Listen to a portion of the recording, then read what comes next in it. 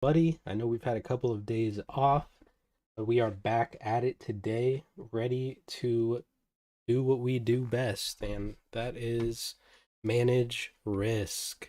Adam, good morning. Peter, good morning. So let's go ahead and just jump right into this. As we can see, the market has pretty much been balancing overnight for the most part. We're not really seeing much movement. The range is pretty muted in the lower third of yesterday's profile. Good morning, Jamie. We've got a very wide TPO with 24 TPOs wide, and I mean, for the most part, it looks like most of this volume is forming down here in the spike.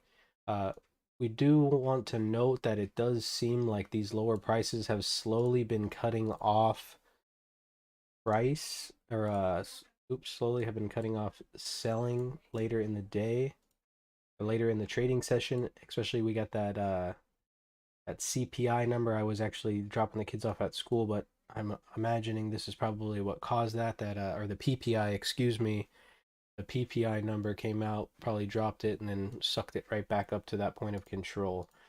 So let me go ahead and take a peek at that number. Let's see here. PPI was basically dead on. Came out um, elevated for core and then dead on for month over month. So um, other than that, today we've got those crude oil inventories coming out at 10:30, which should be a big mover. We can go ahead and pull over the quad. On here.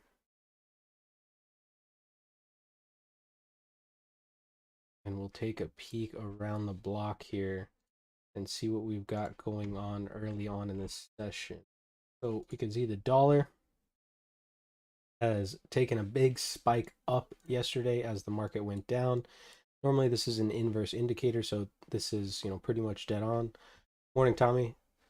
So the dollar is just balancing up higher at its highs from yesterday. We can see the Australian dollar puked. The euro is right at that $1 mark. Lecker, good morning. We're, the euro's really trying to climb above that $1 level and hold here. So we'll go ahead and put an alert up here, right where those big set of single prints where that liquidation ended yesterday. Um, Oil is trading up right after the bullish news to come out of the Fed yesterday, or the government. I guess they had talked about how uh, they were thinking about if oil gets down to $80 a barrel, that they're going to start refilling the reserves for the U.S.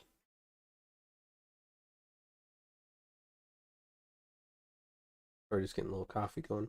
Um, you know, not really the best trading idea if you're a big country. Like, oh hey, yeah, I'm going to buy oil at $80, and maybe a good tactic to prevent the oil from going down so much. We can see it's pretty much on a tear since the open. Remember, oil hour is a little bit different than futures. Gold's been puking, same as yesterday. Bitcoin actually puked yesterday as well, down about 13%, but still holding that 20,000 level. So, just something key to note. Bonds actually puked yesterday as well, normally an inverse indicator, but not today or not yesterday. Apple pretty much trading down at its lows, actually made a lower low, excuse me, than its previous low from Globex or during its overnight session. AMD, similar situation, made a lower low than its low from yesterday. Amazon, not quite as bad, but still trading right at the lows. Google, same idea, made a lower low during the pre-market. Meta, exact same. Meta got beat up a lot worse than a lot of these other ones. Oh, and let me update these before I forget. Remember Friday is a big OpEx and options. That's a you know slang or the cool kids uh way to say options expiration. But there's a big one this Friday, and something I was watching yesterday. I always watch that those spot gamma videos. I think that guy Brett Kabucha, and I'm sure I'm making putting his name wrong. But he, he's that's what he does is he tracks gamma and options levels and stuff. And so he's saying there's a big call wall at 3,900 on the SPX, and so it might be a little bit difficult for them to get below that level, and it may act as some support. So we'll be kind of watching that level as a key today, and especially going into Friday. We can see Microsoft, same idea. Microsoft actually looks a little bit stronger than the rest of the pack. Netflix looking extremely weak, down below its zero gamma level, which is that 220. And so if Netflix starts to hang out below this 220, we could really start to see Netflix continue its puke. I haven't updated these trend lines, so we'll just go ahead and some. Nvidia, same idea, is just getting hammered down, getting down there pretty low. Below that 130 level, that's going to be that biggest put wall. So below the 130 level, we can start to see Nvidia really start to puke. And then last but not least, Tesla. Tesla, the least weak of the bunch yesterday. You can see, we had that pre-market liquidation, but for the most part, Tesla traded sideways yesterday, and Tesla's looking to come up. So if there's any weakness left in the market, this will kind of be the look to see if Tesla looks strong today and the rest of the market looks pretty decent. I think we probably get a little bit of balance or a little bit of range going into the day. Something also that's interesting here, we saw the market as a whole. When we look on this map, I'm going to pull this map up.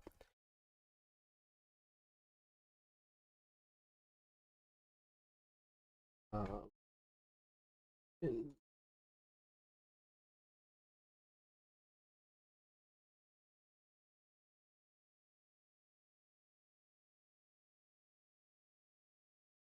okay, so here's FinViz. Go to the map, and then I like to go to this year to date, and you can see, I mean, we've had this big turnaround. A lot of these names got up above that 20% level for a little bit, and now they're 25%, 27%. Meta never came close, but 23%. Tesla, like I said, the stronger of the bunch, is only down 17%. Apple's even turned around. It was at one point only down about 4% for the year, and this is a year-to-date performance. And if you look at the one-year performance, this is what's even a little bit more scary, right? We're Apple's still green, but just barely. Tesla's actually doing really good for the past year, and this is a full year, not just the year to date. But Microsoft, Google, Amazon, these are three big companies that are kind of getting a good old smackarooski. Just something to note, something that I definitely like to track. And then there's another way I like to look at this sometimes is this bubbles thing, and I like to look at it like this. If you look at the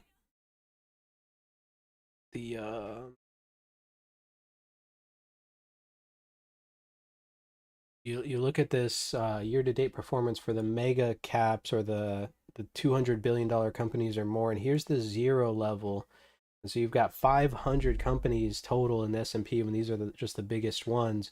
And for the most part, I mean, besides Chevron and ExxonMobil, here's Coca-Cola, Lilly, MRK, AbbVie. These are medical companies. UNH is a medical company. But everything else, consumer driven, right? Tesla, this is Google, Amazon, Home Depot, Meta. The banks are in here. Here's Walmart, Procter Gamble, Costco. Here's some more banks. Well, J&J's medical, but we got Brookshire, Mastercard. You've got a lot of these companies that are sitting below the zero level. It'll be interesting to see what kind of guidance they give going forward. Um, and then also just a quick update. You can see I have basically made the TPO the full screen. Um, something that I'm probably going to keep going forward. We will still be bringing over the quad box, but um, you know, we want to mainly focus on what the profile is telling us, not getting too focused on single data points outside of this. It just becomes more of a distraction than anything else.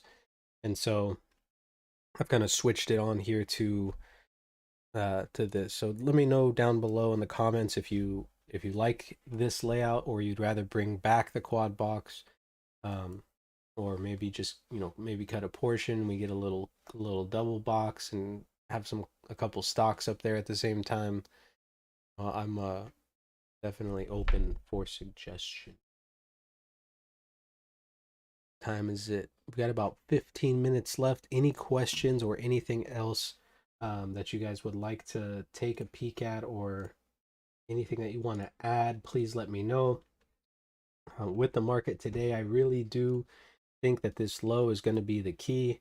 We have a very wide point of control and a very tight range, relatively, considering yesterday's range for the overnight session. And so, it would make sense if the market is able to hold this Globex point of control and stay above the settle, and we don't get a strong correction to overnight inventory, which is for the most part 100% net long, to backfill some of these areas, right? I do think we will see some volatility because there is some fear still in the market, of course, after yesterday's plunge.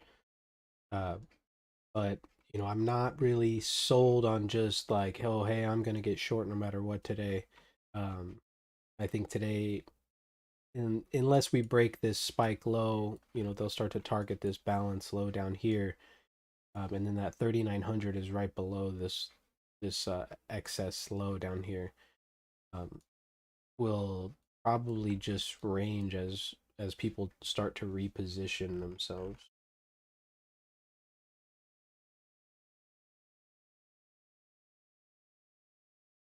And then something yesterday, I put out a small video, morning trend. I put out a small video or a short video yesterday about perspective. I actually kind of like that, and I think I might keep that up. It's pretty easy to do. I finally figured out how to record a video without going live and then posting it.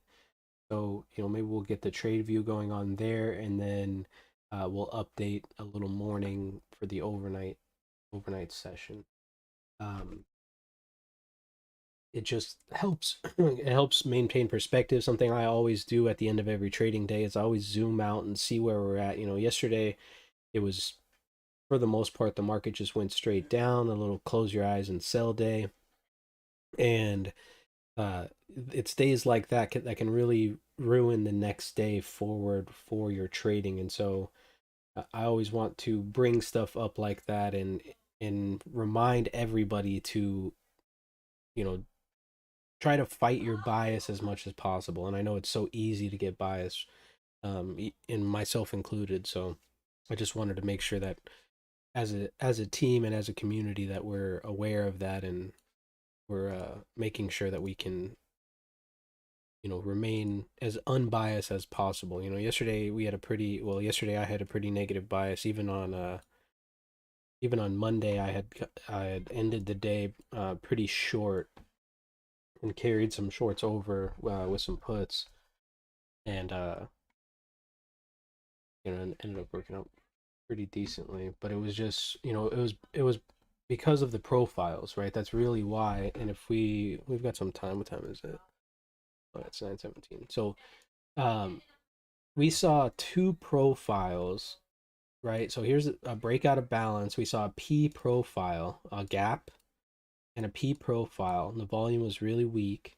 And then another P-shaped profile on really weak volume and another gap. And to me, and I had said this in the trade room or the stream, for those of you guys that were in there, it really seemed to me that it was just long money covering their shorts, taking profit, right? And so if you're big money and you're short, what do you got to do to get out of your short position? Well, you've got to buy, right? And it seemed like that's what was happening. Big money was just getting out of their position, and the market was just trading up higher. And then we got we got confirmation that that's pretty much what we were seeing with that big puke that from the CPI. So, um, you know, the day type or the shape of the profile really alluded us to kind of what was happening behind the scenes, and we were able to get on the right side of that trade uh, pretty early. That was cool. Remember, spike rules are also in play today. And then one thing that Peter Resnicek says is that when we have 4 up days or 3 up days, 3.5 up days wiped out by one down day, he calls that buyers shutting off.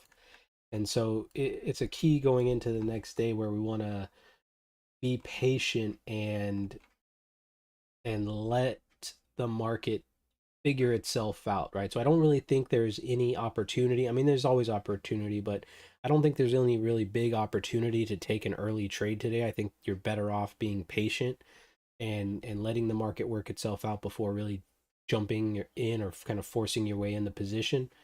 Um, but that's just a key to note, right? That you had the 3 days in a row of retail traders getting long and old business getting out, and obviously we got a bunch of momentum traders trading short yesterday, and today would be a workout day or a rebalance day. So something definitely we'll want to pay attention to. JB, good morning. Double R, yeah, I have heard about something like that. I had been noticing that. All right, I was talking to I think I was talking to somebody about it. I can't remember who. But I was talking to somebody about how basically what they're going after, which is what the U.S. dollar is pretty much backed by, is oil, because all oil trades are done in U.S. dollars. And so if they're able to kind of get control of that and start the oil trading in a different currency, then they could really hurt the US dollar and really damage the US economy. And that's kind of their ultimate goal, especially China, because their country,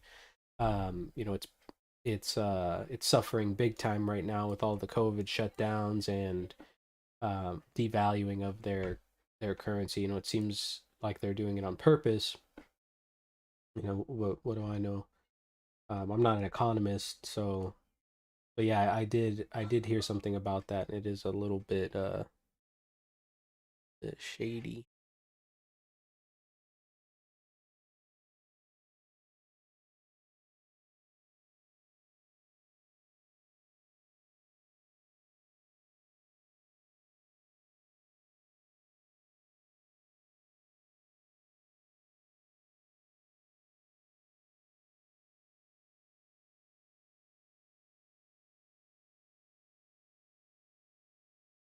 And something today too, like I mean, we've got to assume that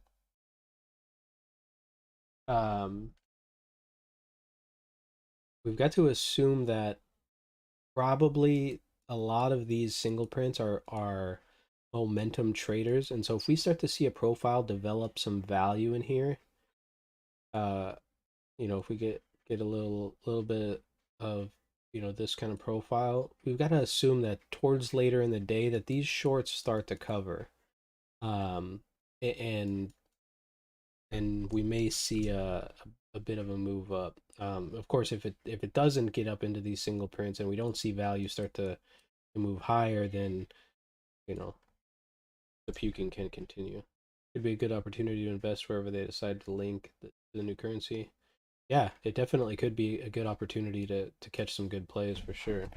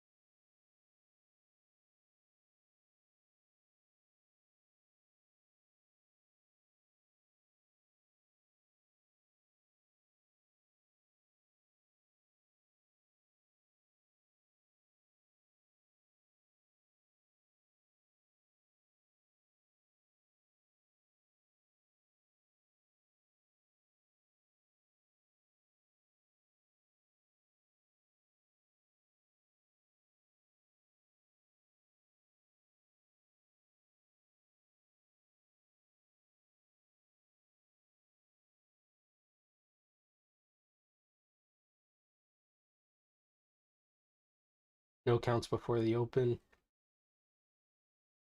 It just be a little relaxing kind of day where we just watch the market, let it pull some setups for us, and see what we can.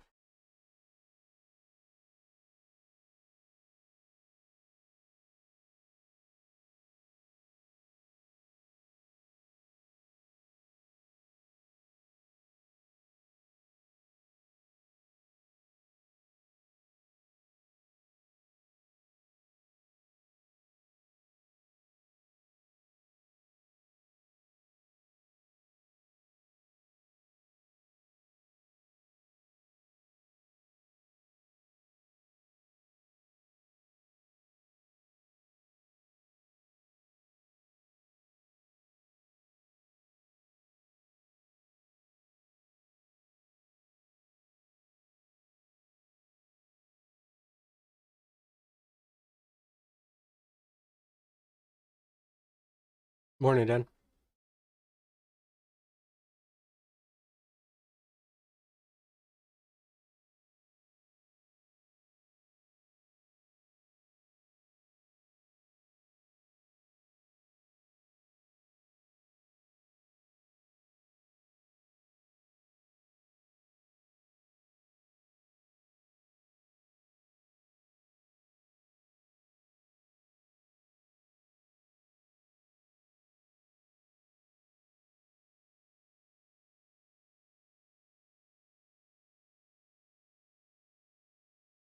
All right, we've got about 5 minutes till the bell rings here. Let's go ahead and get some Reveille going and get this party started.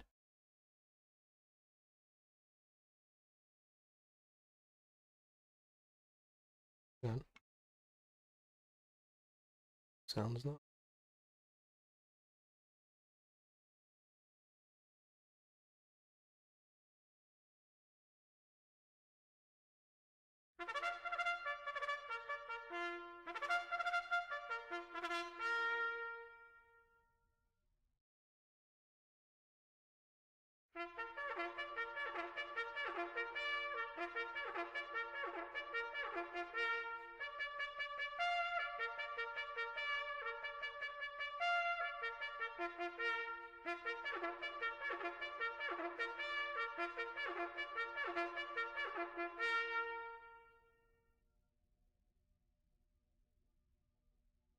All right, we are ready. Ready, willing, motivated, all of those good things. Go ahead and get this wild berry cracking.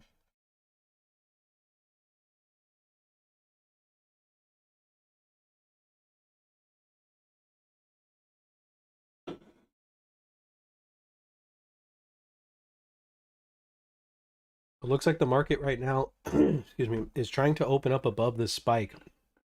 These single prints going into today are going to be key.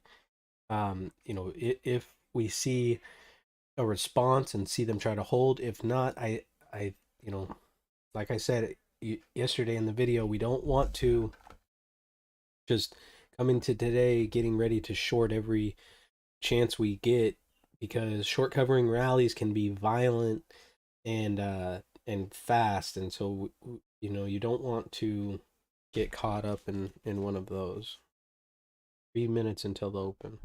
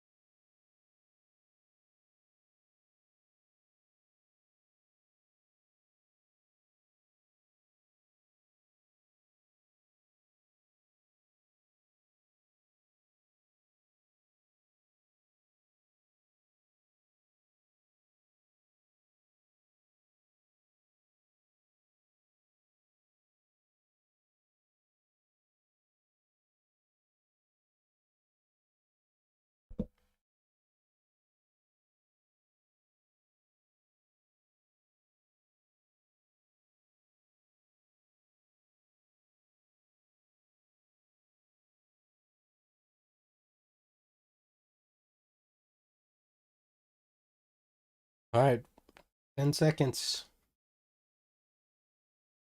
Start your engines.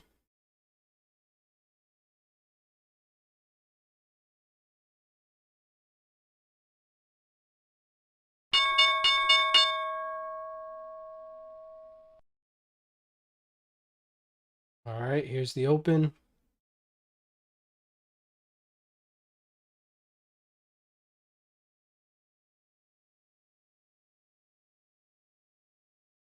So we opened up above the spike here. Little test back into the spike. Let's see how the reaction is off this Globex point of control here.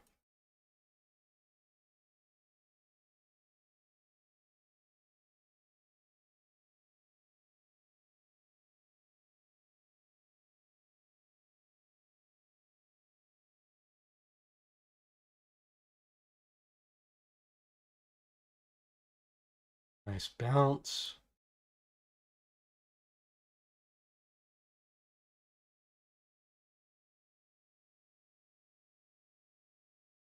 So the tick opens up positive. We've got a positive breath.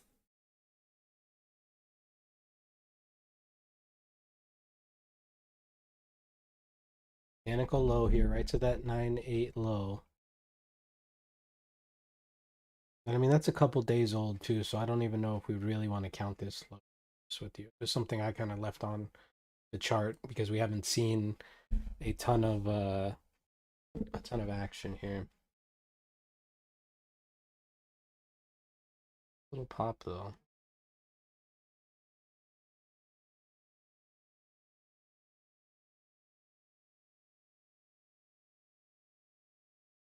Starting to get some volume here above the open.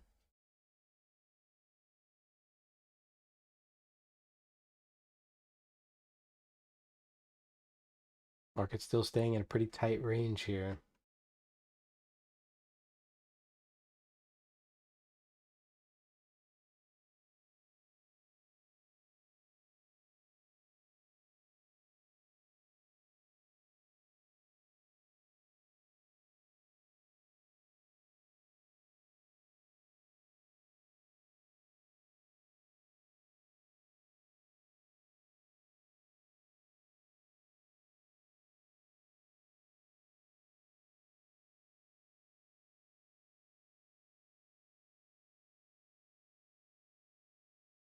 Right here at the 24-hour VWAP and the cash VWAP, right?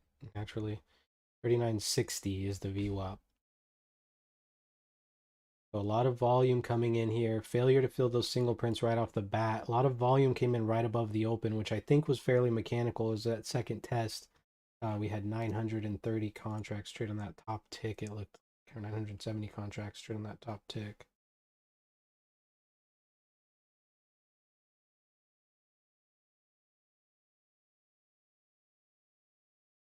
Back down into the overnight session. Morning, Roach.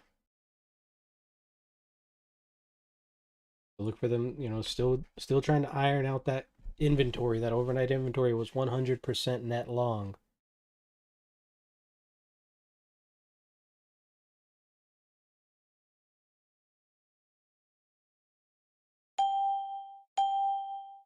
Big buyer, 55.73, 133 lots just came across the tape.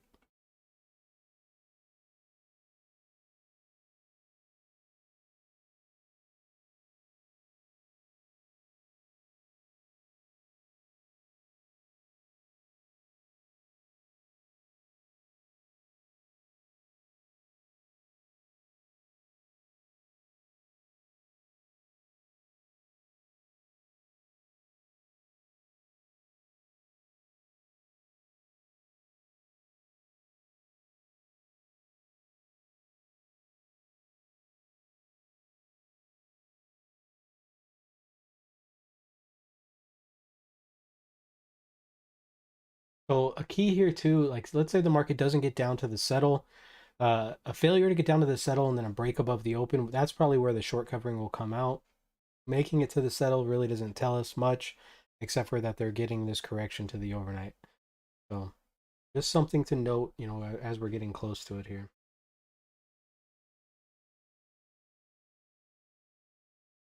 Bounce our 5 and 19, so a little put. We got a negative breath coming in here now. Um, there goes the settle. A break of the settle with some volume would target this M low here.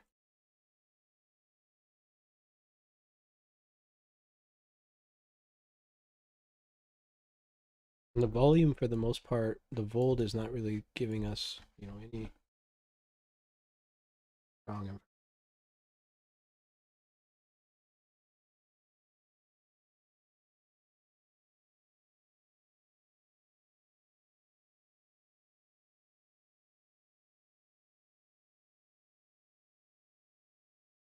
Give it a little.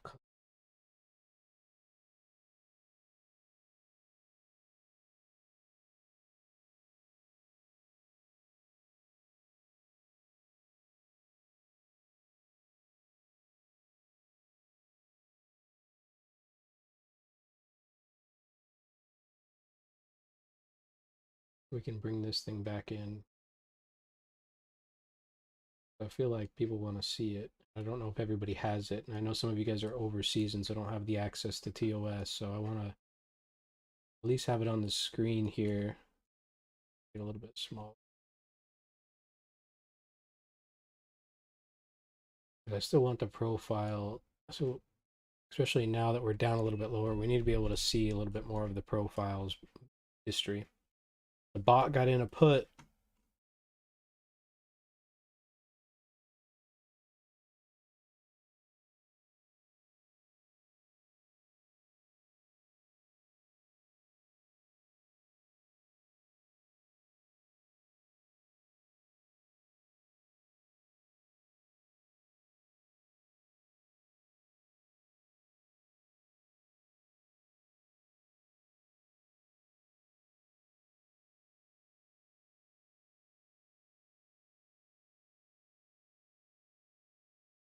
Strong put counts for AMD, not just a single. Starting to get some volume coming in lower here too. And that low tick had 572 contracts trade on the bid and 8 trade on the offer. So interesting there. You had a buyer definitely step up, and there's some trapped sellers short on that low tick here.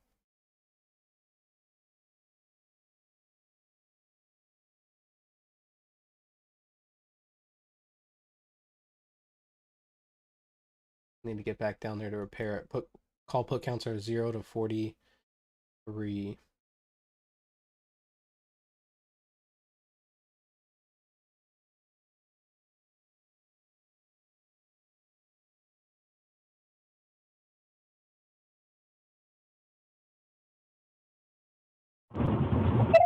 Greg, what is the significance of buying it on the bid or buying it on the call? I always forget this. So something that floor traders used to do, and this is something that Jim Dalton talks about, why scalping used to be so lucrative, was because you could buy on the bid and sell on the offer. So at all times we have a bid, and so, like, let's just use prices right now. So we'll just use our imagination for down here. Okay, so let's say price is at 39.44, and let's say right now the trading is trading on the bid. So this is the bid, and then we have the offer just above, trading at 39.44 quarter. Okay, and so what floor traders used to be able to do, and this is how they would scalp, is they would buy the 39.44 and they would sell the 39.44 quarter, right? Making that tick. And we all know that tick is $12.50. And so they would do this with high size, able to buy on the bid and sell on the offer. And you times this 1250 by, 20, 30, 40 lots, and you've got yourself a pretty decent lunch going on there. And so that's kind of the significance of it, right? And so now it's not really as achievable or as uh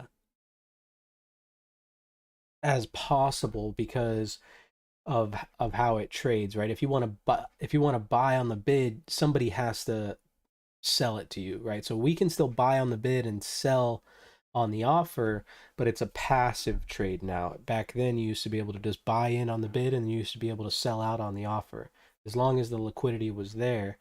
And now it's a lot more difficult. So basically, when we see buyers on the bid, right, if we see trades on the bid, we assume that sellers are moving down to sell the bid.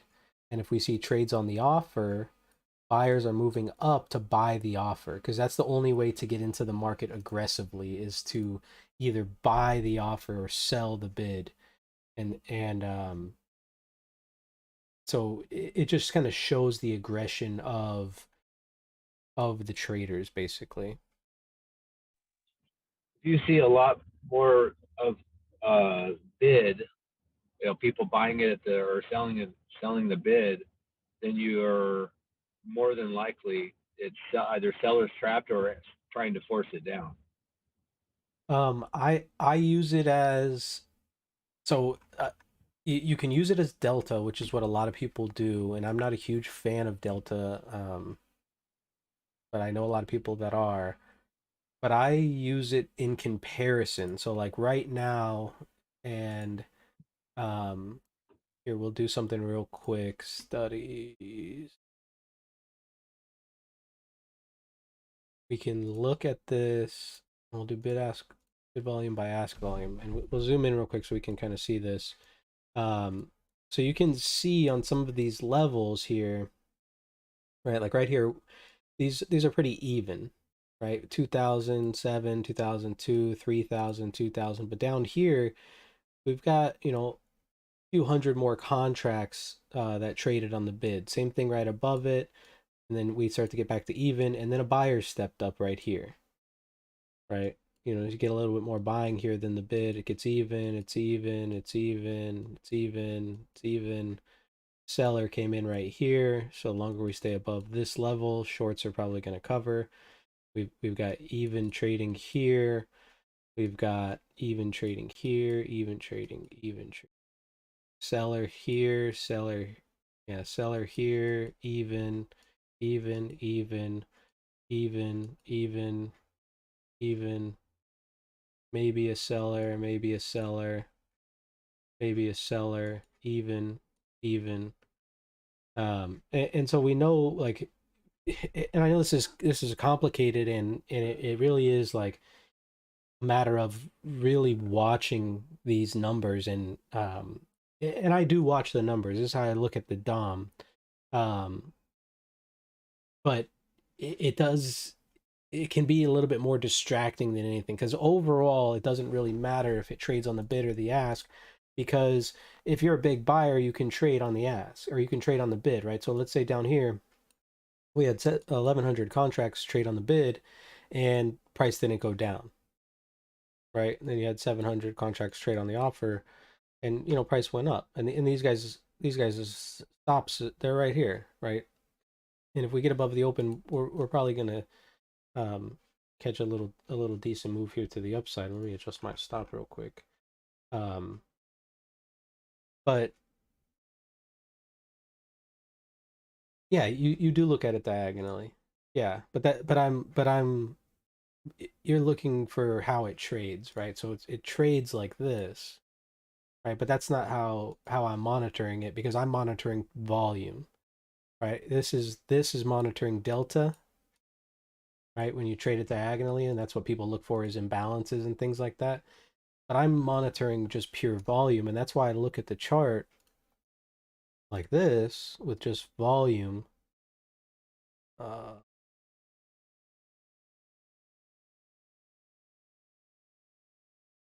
because I like to see how much volume traded on the level, right? So now we remove a little bit of the noise, right?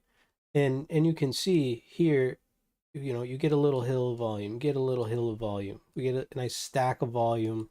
Nobody trades here. Nobody likes this price. Volume comes in, shorts cover, volume comes in above, comes in, and now we see a little stop run to the upside, right? 1700 is the impulse. As long as we stay up here, volume keeps pouring in around this level, we should be clear to continue this move uh, to the upside.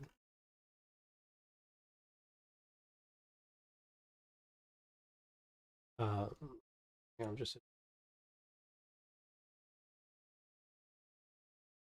um, and it just makes a little bit of sense as excuse me, as far as it just removes the noise, right? Because yeah, you could look at it side by side, and a lot of people look at it by the footprint and they search for imbalances and shit like that.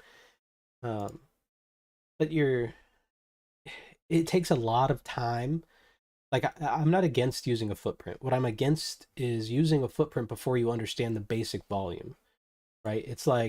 Um, it's like it's like kids in basketball these days that only want to fucking shoot threes, but you ask them to do a layup and they can't even fucking make a layup.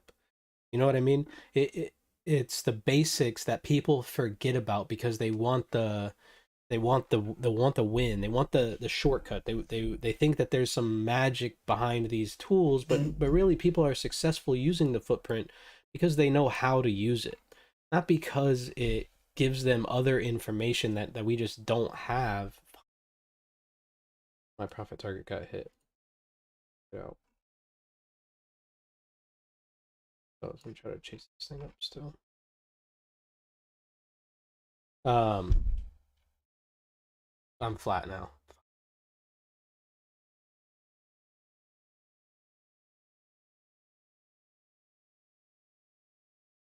Can't complain about.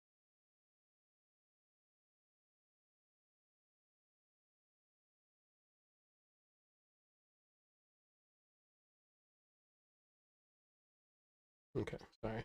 Um, but you know what I mean? Like it's people trying to run before they even learn how to roll over, right? You put a baby on its back, it's basically not doing shit. It can't go anywhere. It can't do anything. And then once it learns how to roll over, then it starts to learn how to crawl, right? Then it maybe eventually it learns how to stand up. And then if it's Emmett Smith, it learns how to fucking run before it learns how to walk. And some people that's their path, right? Some people like my son, he started running, before he was a really good walker, he would just run everywhere. And he would run full speed somewhere, so wherever he had to stop, he would just grab onto it. That way he wouldn't tip over, right? He had a big ass head, tip over real easy.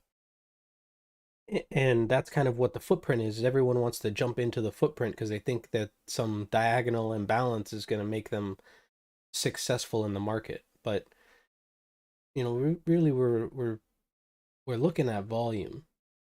No matter how you separate it, even delta, right? So another way people look at it is like this. Um, they do bid volume or ask volume minus the bid volume, right? And they look at it like this, and to me this is useless. Not that other people can't use it to be successful. It's just for me, it doesn't mean anything. It doesn't give me anything that I really care about. Okay, 200 contracts traded on the top tick and they were all positive, right? Great. It doesn't tell me really is there volume up here, right? Where is volume going? We know most of the volume is here. And let me switch this back because it's so fucking driving me mental.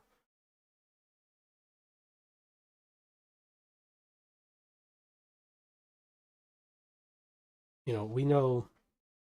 Oh shit! Damn, I just blinded myself. I can't see. We see that the price went down and volume started to kind of die off, right? Volume stepped up, volume stepped up, volume stepped up. We got a stop run right here. And so we're getting a little bit of volume up higher, right? Similar volume to kind of the weak spots down below, and we're hitting this weak spot here. So what we can assume is that buyers pop in and start to backfill this area, and we start to see some of these levels, start to get up around that 5,000, 6,000. There we go. There's a little bit of white. So we're seeing some buyers step up, that there's opportunity for more upside, right? Or that at least buyers are stepping up. Not saying that it's going to go up, but just at least that buyers are looking to should trade it up. Let's go, TJ. 13 points off the rip. Fuck yes. Good stuff, man. And so, like, you know what I mean? That's what the ultimate goal is to track. I know I kind of went on a little tangent about the bid and the offer and the footprint, and you know, it's just noise. It really is just noise, which is why I was kind of um, not getting away from this chart over here, but just at least uh at least kind of explaining why I wanted to give the profile more room on the chart, because it's really what's important.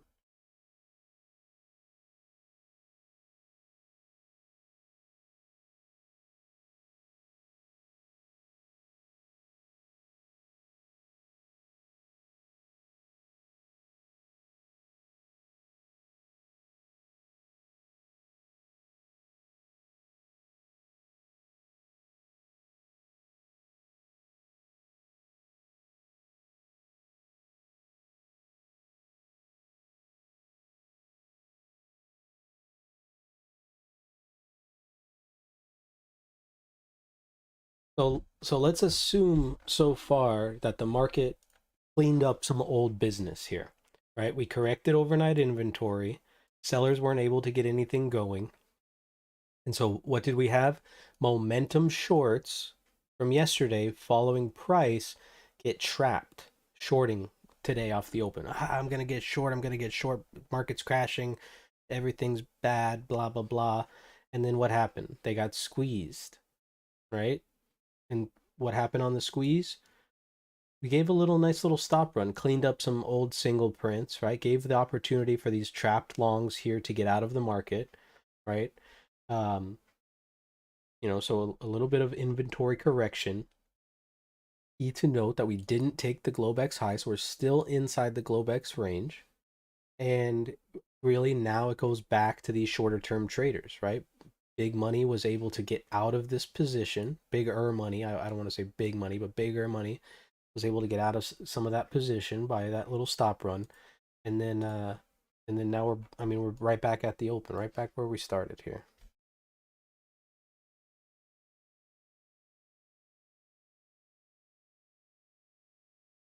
Yeah, like, or 1 second. My mom just texted me. Text her back real. Then I'll explain.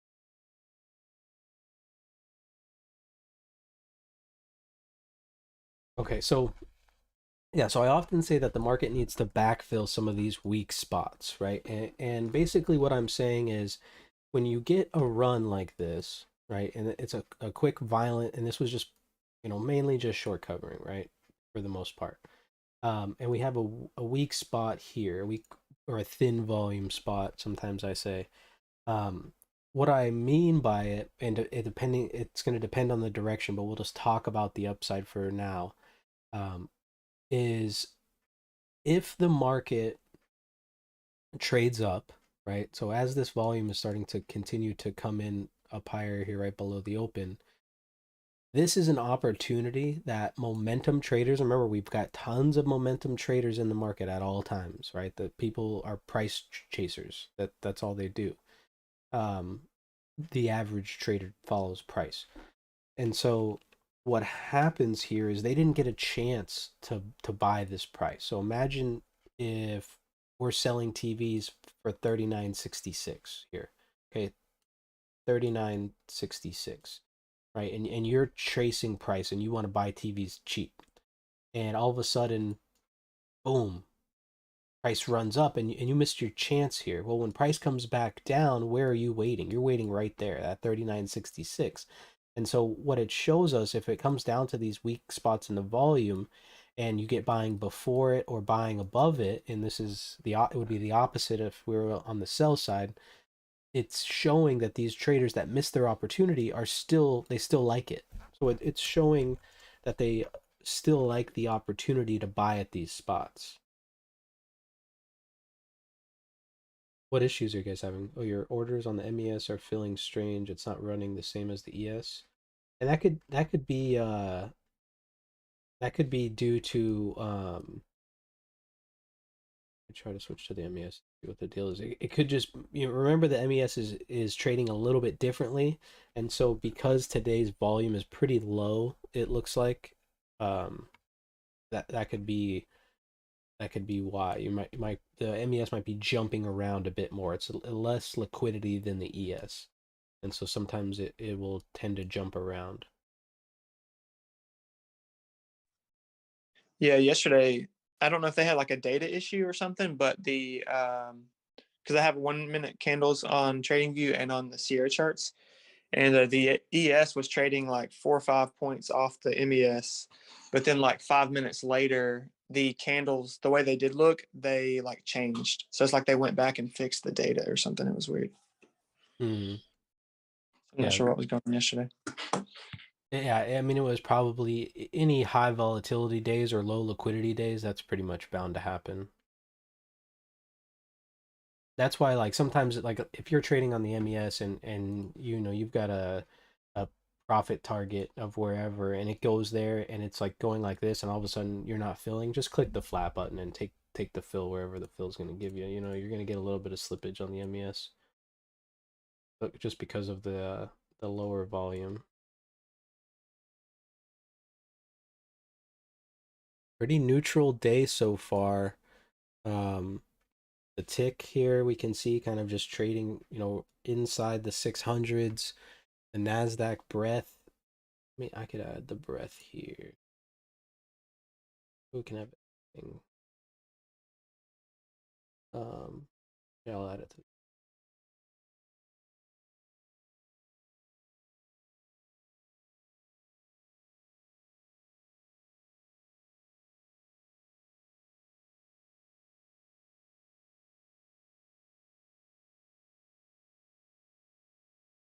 Maybe I won't.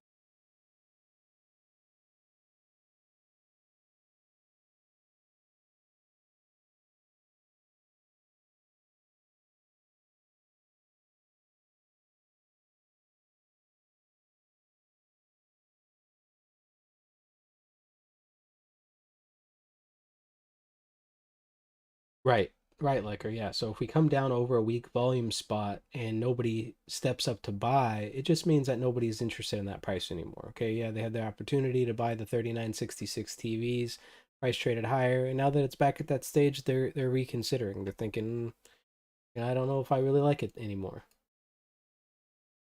And that's how an auction works, right? Think about an auction that I have explained before is with like a basketball signed by Michael Jordan, right? Starts off, and we're just going to use fictitious numbers. A basketball signed by Michael Jordan, the auction starts at $100, right? If nobody starts to bid right away, the auctioneer will lower the price of the item, right? So he says, 100, do I hear 100? No, no. Okay, 90, do I hear 90? No. Do I hear 80? And then all of a sudden, boom, a buyer steps up. I hear 80. Okay, 80. Do I hear 90? 90. Yes, I hear 90. Boom. Do I hear 100? 100. Do I hear 110? 110. And then all of a sudden, price went from the original 100, came down to 80, found the buyers at 80. And, you've got all these buyers on the sideline that didn't like it at 100. And all of a sudden, now that it's above 100, they're like, oh shit. They feel like they're missing out, and they start bidding over 100, and the auction turns up. Right? The difference between when you're auctioning between an item and the market is once the market moves up and there's no more buyers, nobody's willing to bid, well, then the auctioneer flips back down, right? So we have an auction. Imagine we're auctioning this Michael Jordan basketball um, that's signed, and the auction is going to last until 4 p.m. Eastern time, right? So it's going to auction up, and if you're a buyer, right, even if you bid 207 originally, or you bid, let's say $200 originally, that was your first bid, but nobody else was willing to bid higher than you. Well, now you're stuck at that spot, right? And then the auction will bid lower to find more bidders, right? And so it's a competition, and so imagine if you had to get back in on this, you'd have to find a different spot, or you'd be stuck paying for that basketball $200 at the end of the day. And so let's say the basketball closes and everybody gets a basketball in this situation. The basketball closes at $125. Well, you're going to pay $200 for it. right? Some people are going to have paid less for it. Some people are going to have paid more for it. Um, but it's not going to stop until that 4 p.m. Eastern time. It's a continuous two-way auction process.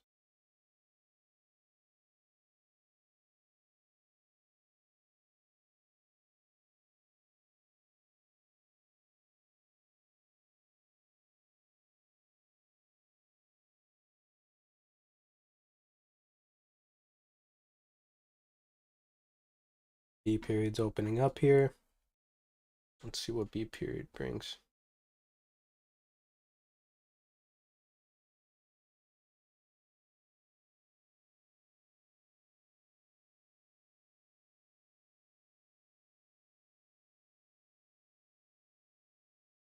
Senpai, what's up, man?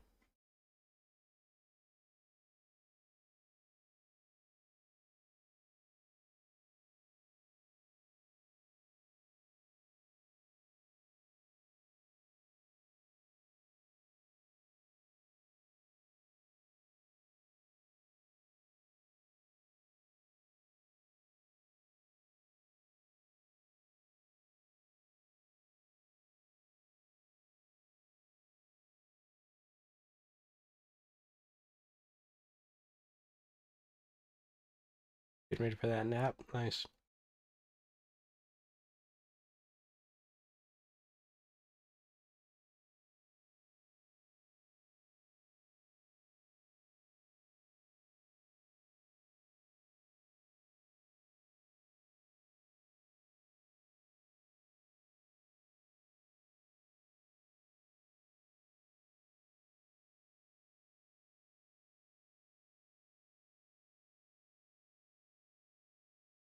There we go.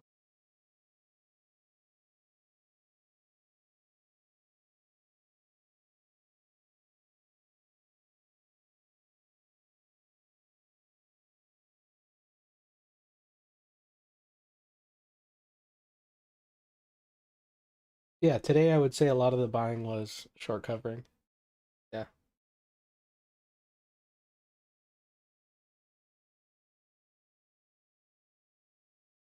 I'd say we had some momentum sellers, some retail momentum sellers in the market here that got trapped early on down there.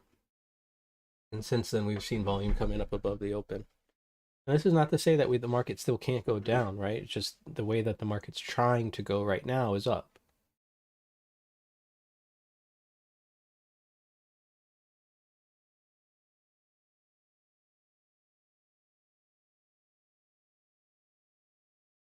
And so if you imagine the auctioneer here saying, right, the auctioneer saying 39.69, do I hear 69? Do I hear 67.75? Right? Do I hear 66? Do I hear 65? Right? They're auctioning this price lower, trying to kind of backfill these areas. And now we're kind of getting into, one of these half pipes that I like to call them. Here we're seeing where buying starts shutting off, and then what looks like buying turning back on down here in this kind of range down here.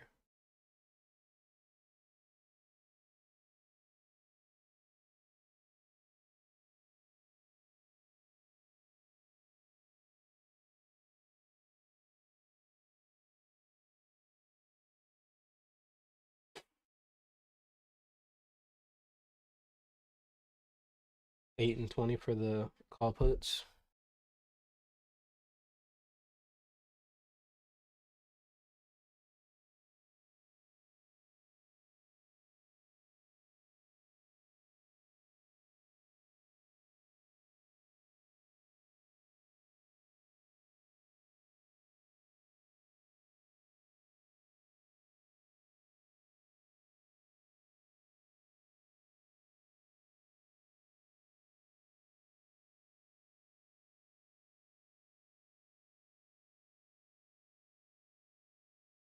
Down to the VWAP here. You can see the breadth. You look at the tick, right? This is kind of a little indication of liquidation is what it looks like. Little buyers, momentum buyers trying to step up. not able to hold, and then a liquidation pretty much right to that Globex point of control.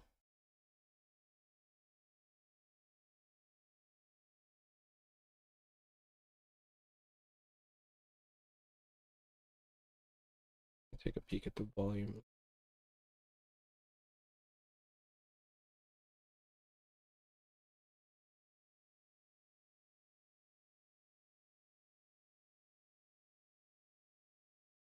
Yeah, volume's about 20% less than it was yesterday. So pretty low volume. You look at the sectors here, drag them over. We can see tech is opened up pretty decent, kind of coming back down here a little bit. Healthcare doing the same, but still looking pretty strong. Consumer discretionary actually looks pretty good. Financials rolled over. You can see communications is looking terrible.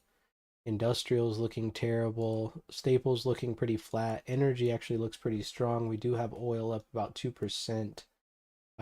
Utilities, materials looking like shit, and real estate looking like shit. And then the VIX has calmed down a little bit, still about 26.89. So pretty mixed bag so far.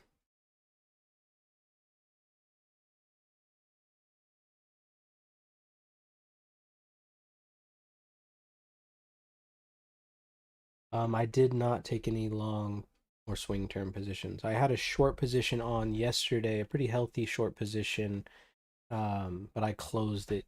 I closed it yesterday. I didn't want to hold it overnight. It was expiring today, anyways, but it wasn't a like a swing position or anything. It was mainly I was double short yesterday. Like I was really short yesterday going into the open.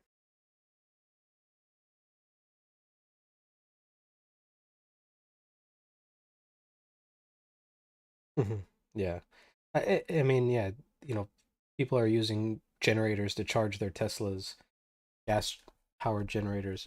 I mean, they just didn't think it through, um, as far as everybody, wanting or willing to have a electric vehicle.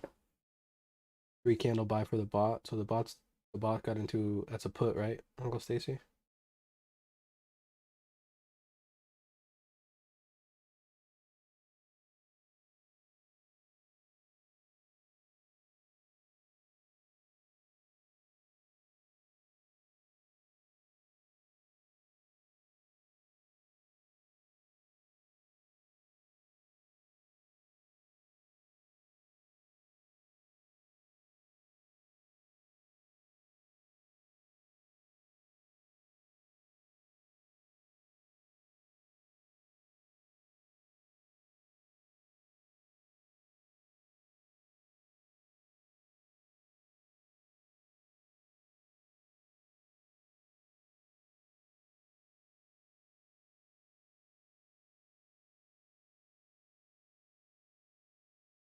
So market's balancing here. B period trading inside of A period.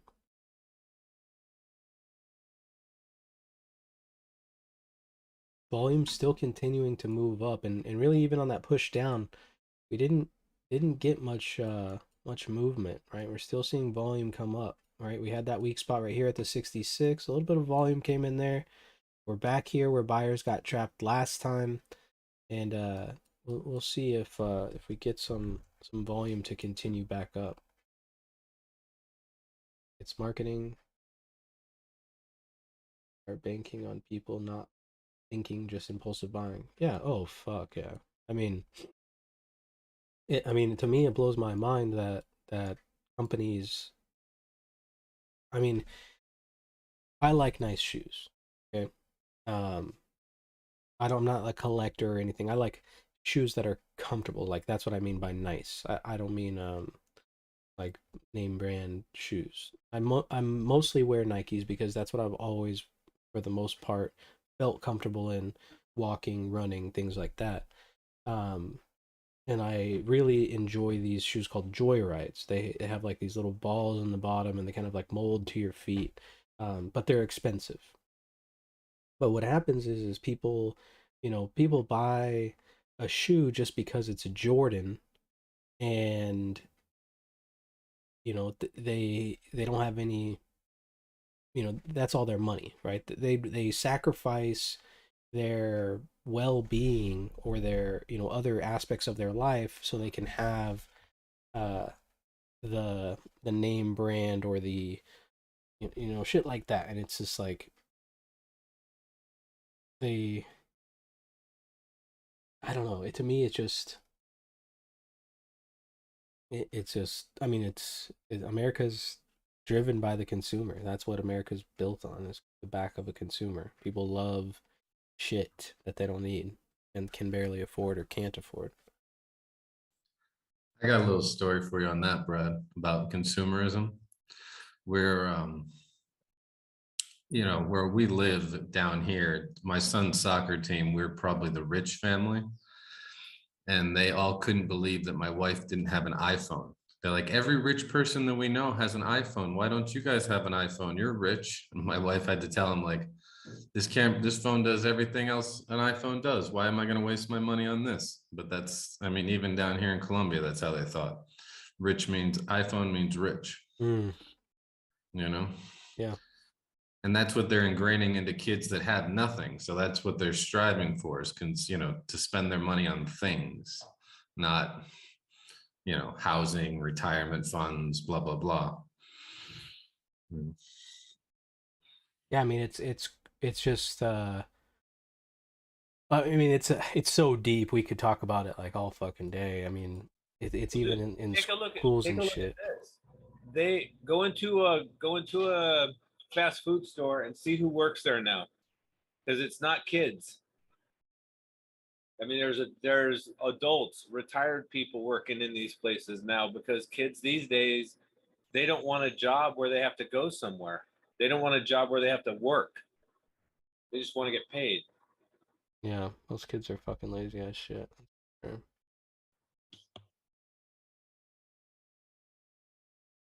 I mean, it's just, and it's not like, I was actually talking to my brother about this the other day because he's at his son's a freshman in high school, and they had a football game recently where they got just absolutely fucking smacked, 40-0.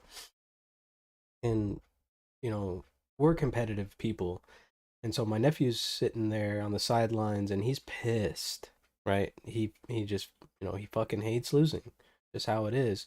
But you've got kids over there on the sidelines that are just like, joking and laughing and having a grand old time, and it's like, what the fuck are you guys happy about? You just got your asses beaten 40-0, and everything's like, and my brother said something because that's just the type of person that he is. Um, and they were like, well, could be worse.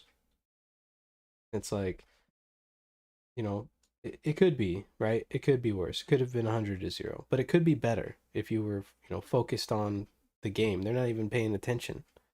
And to me, it's just like, I don't want to blame it on the kids and say that's the generation, because it's not their fault. It's the fucking parents. 'Cause, we're not just born and know things, right? We're not animals.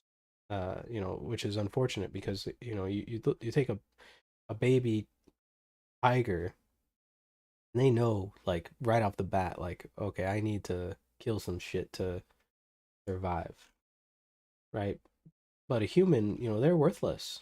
You leave them by themselves, and that's it. They're going to be extinct if people don't take care of them. But if if people don't take care of them the right way, or explain to them, how to take care of themselves, then what do we expect is going to happen? And people are, just like Peter was saying, they're so convinced of they need things. Like my daughter was telling me the similar thing. Like, a lot of her friends and she's in the 5th grade, have iPhones. I'm like, what the fuck for? Like, what do you need an iPhone for? Who the fuck are you even calling? You know? I didn't have a phone till I could pay for it myself. That's what my parents' deal was. They're like, you want a phone? Pay for it yourself. And I mean, phones were relatively, you know, newer back then. like cell phones, like pocket cell phones, not the fucking bricks that you old people used to carry around. But you know, like I made it along just fine without that phone. And I would get, you know, I won't get my kids a phone, right? But I think that the kids, the the opportunity is lost on them because they have an unlimited resource. They have a supercomputer right in their pocket at all times. When they want to know something, they can know it, boom, right away, right? Or if they want to learn about something, they can learn about something right away. Right? You know, you have to teach them how to use the internet because a lot of times they can, you know, fucking delve into Jared land is what I call it, fucking conspiracy theories everywhere. Um and you know, start to just go down a path of darkness. But, you know, I could only imagine how bag phones. You know, I could only imagine as a kid, like, you know, because I was a kid who was always trying to learn. I could only imagine how I would have used that phone. Yeah, probably for other things also. But I mean, my little brother, right? My little brother is a senior in college right now. He's a little bit younger than me. Um, and he had phones growing up, and he used them the right way. The kid's a fucking, he's a whiz. You know, he's like, you know, he's freakishly smart. And because, you know, because he got, you know, explained to the right way.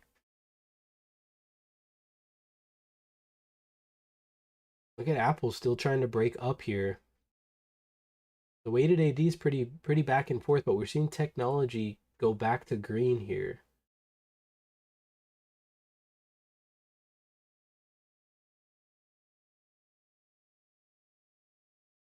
Market's just chopping along.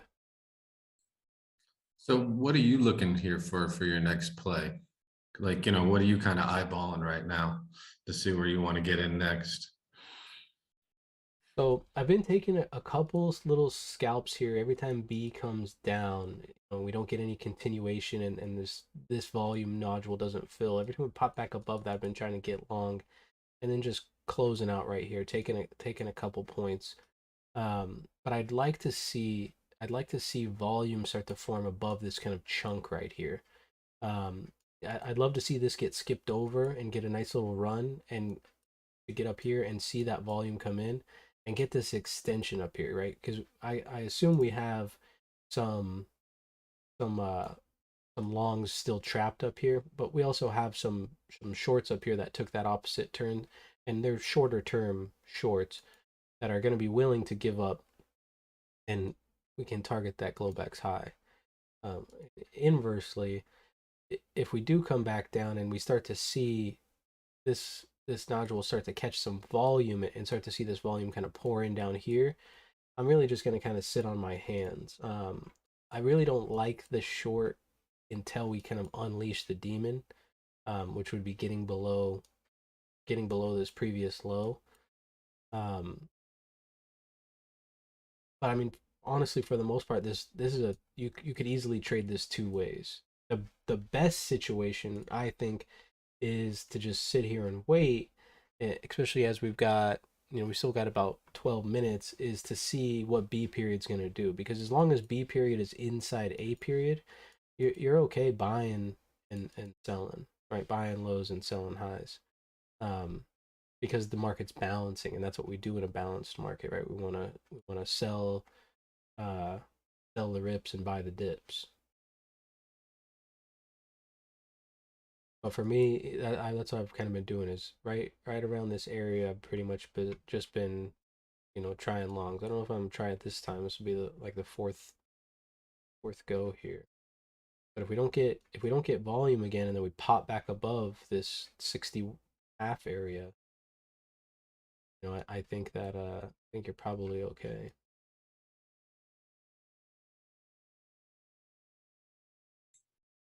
Cool, thanks.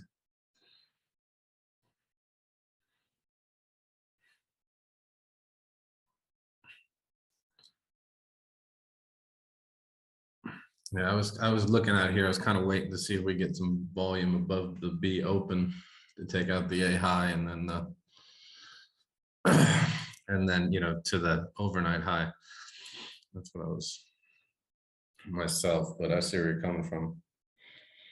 Yeah, I mean, there's nothing. Yeah, there's nothing wrong with waiting, especially waiting till it gets above the open to get that continuation. I've just been taking a little responsive, and I'm being tight with them too. So like, I take this responsive long here, and I'm putting my stop here, right? And I'm not willing to let it trade underneath of that level. So it's kind of like I'm managing that risk here. I'm not just going to be getting in. I got filled on the 57.75, so here. But I'm not willing uh to let it like run down and see if it's going to take out the A low. Maybe it bounces back. I'll just cut it and then try a different spot.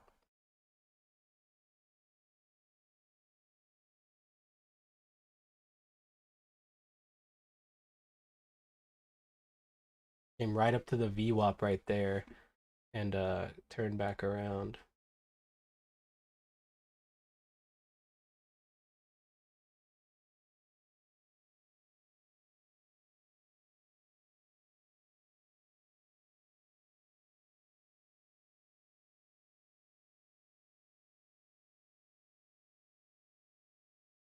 Don't answer a lot of their questions. Teach them how to look it up themselves. Yeah, I do the same thing. A lot of times kids will just come to you and be like, "Can you do this?" or "How do you do this?"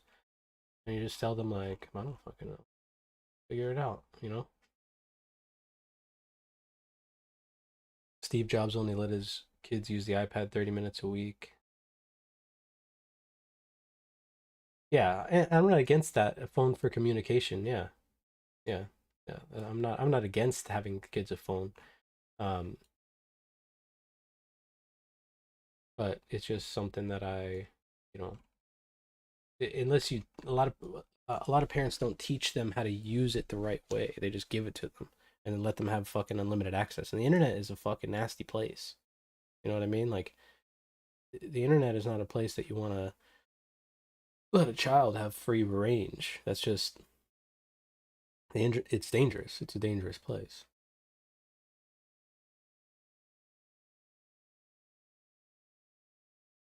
And yeah, like you're saying, Steve Jobs only let his kids use the iPad for 30 minutes. Oh, hang on a second. My daughter's calling. Here. Hello? This is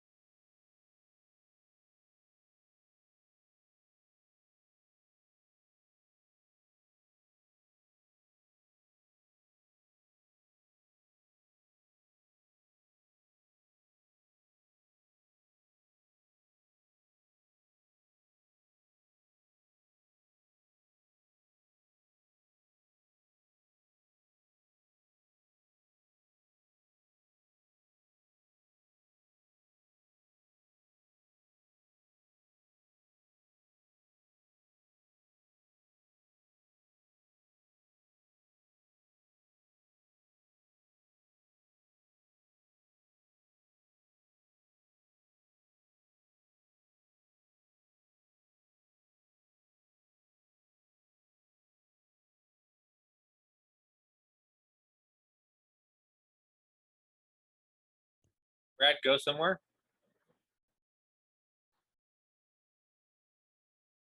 Yeah, he had a call. Oh, okay. He had a call and the market starts puking. Oh, he's on the phone. Okay.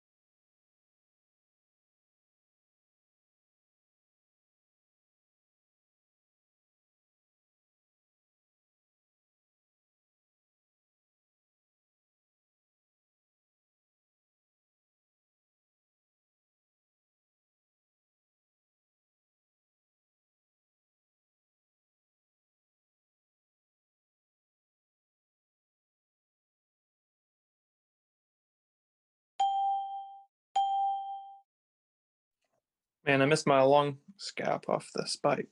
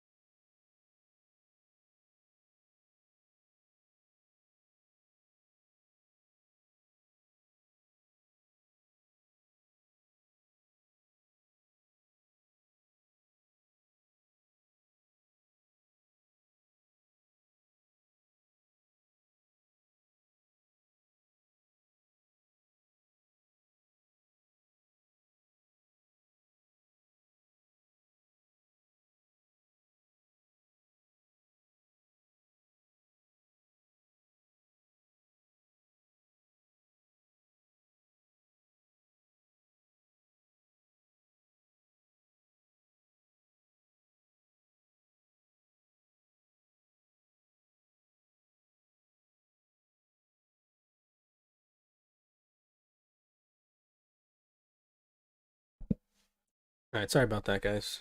Little phone call. Anybody catch the long?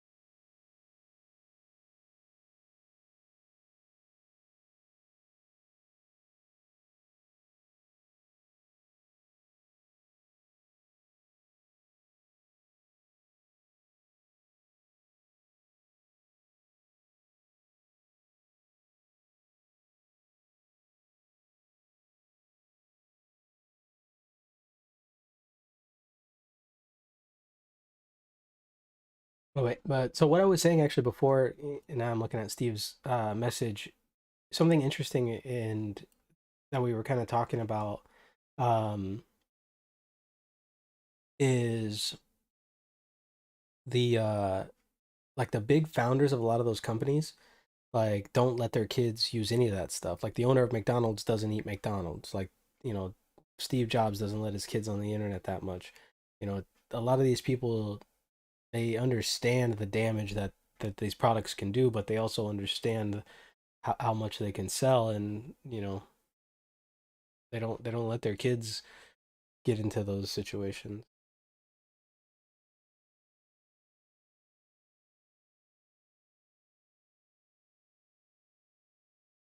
A little peak below the previous low, and then a pretty big response, I would say. And we're seeing a lot of nervousness from shorts here as we're starting to see buyers jump in on the 39.66.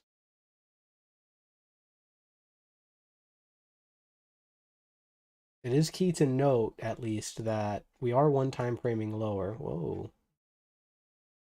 We are one time framing lower, right? So if the C high can't break this B high, that's gonna be a weak signal, and we're gonna want to exit our longs if we are in some longs.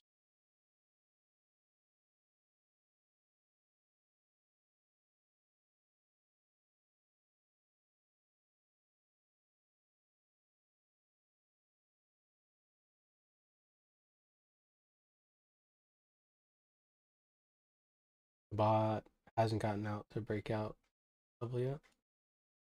I mean, yeah, AMD is pretty much just traded sideways all day.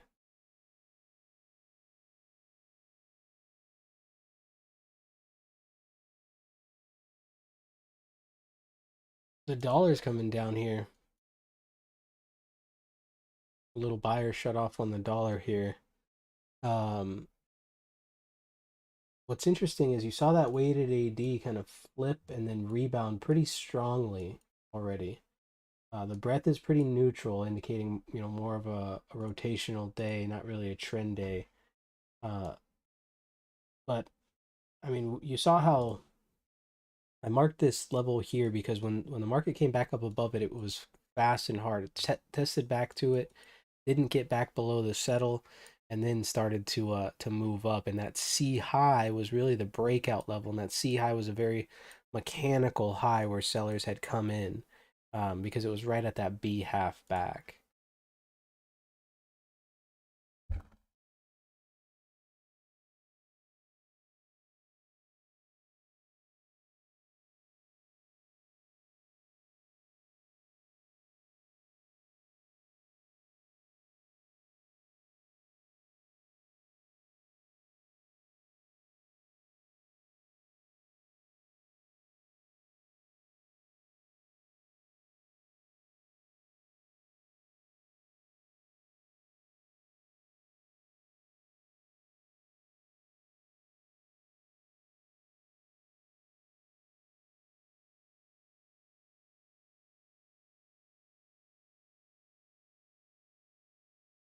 And today kind of looks like one of those situations, right, where the market is going to have to rally before it can break. Jim Dalton, you always hear Jim Dalton say that. And that's kind of what looks like it might be setting up. It looks like, possibly we got some momentum traders a little bit too short yesterday, and smart money exited their position towards the end of the day. Momentum traders still tried to pile in. Hopers and dreamers really are still kind of holding on to these positions, and the market, just looked below and found a responsive buyer, or at least shorts just covered hard there, and there was no selling down below. So, lower prices just got advertised and the selling shut off. But I still am, if this B high doesn't get taken, it's still going to be a sign of weakness, right? And in reality, with all of the range to the downside here, I think we should easily take the A high on the break of a B high if we get it, and if we don't, that's more weakness.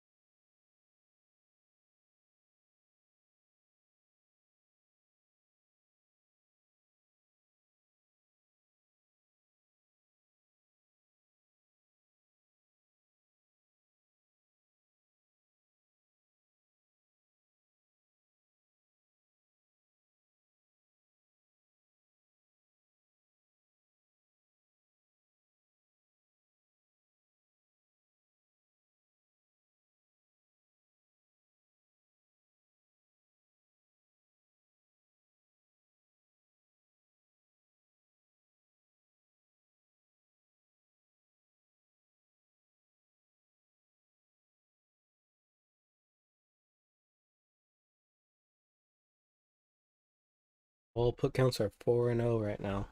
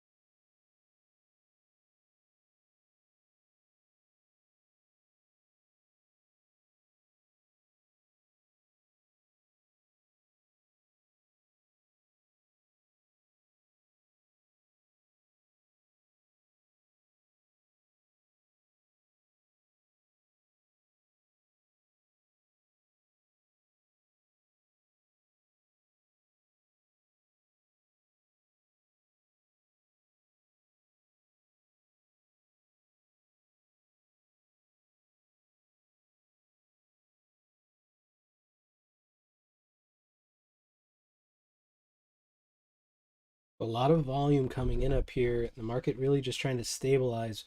You're seeing a lot of names come up here. Apple is trying to come back up to the highs here. A lot of volume coming in up above the open, and just kind of stalling out, it seems. The weighted ADs making a new high here, trying to. A lot of volume coming in. Like it wants to go.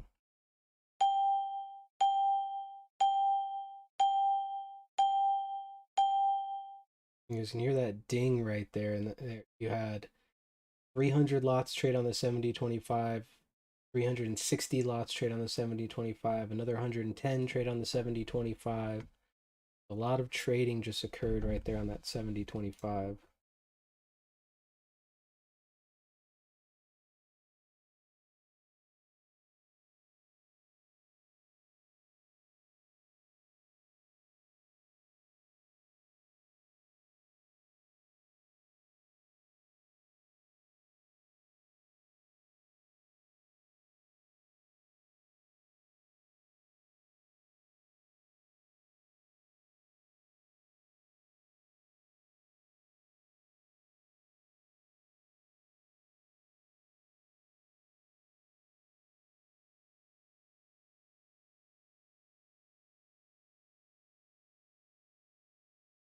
All right, so there's a little bit of a stop run here. Now we need to see the volume to come up and get that continuation.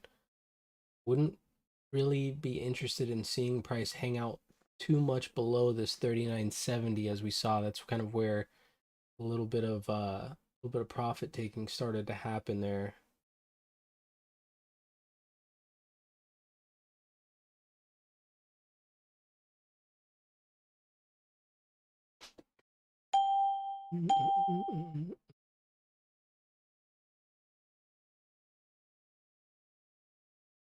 I'd like to see this A high get taken out. I'd like to see it go straight to the Globex high. Look at the weighted AD is really kind of breaking out here. There we go.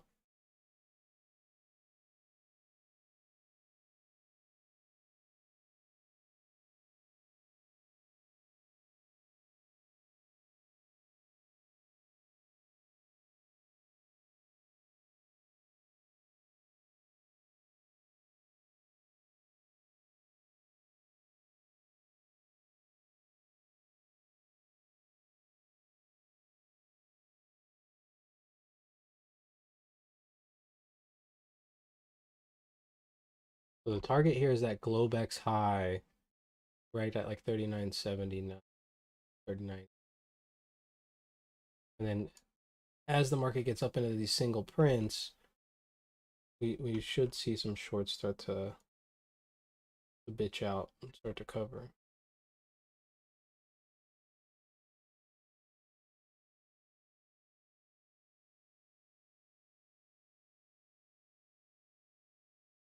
I'm flat. I'm gonna take a quick break real quick. I'll be right back.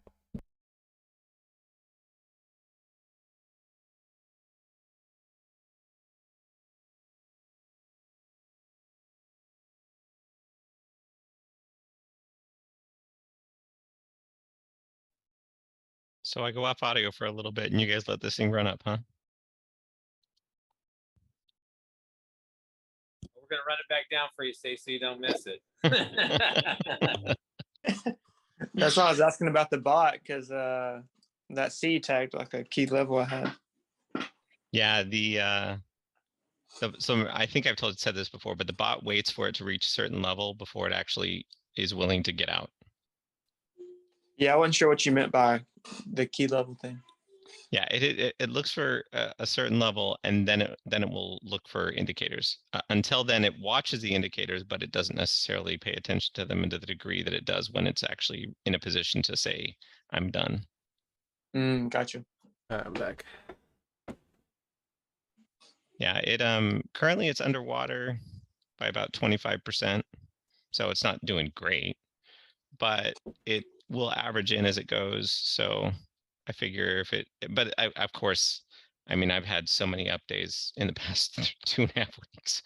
I mean, honestly, it's kind of due. I wouldn't shock me if it was a down day, given that I don't know, yeah, I'll just say that it's made it could lose everything it has in there and still be up by double what it loses. Right. So it's not hurting, but yeah, we'll see where it ends up. It is kind of just sort of floating right now. Like it waited for a very long time before it did that 3 candle buy. So it's still being very cautious. Trust in the bot. So far, in bot we trust. Yeah, and bot we trust. I'm gonna get a fucking tattoo.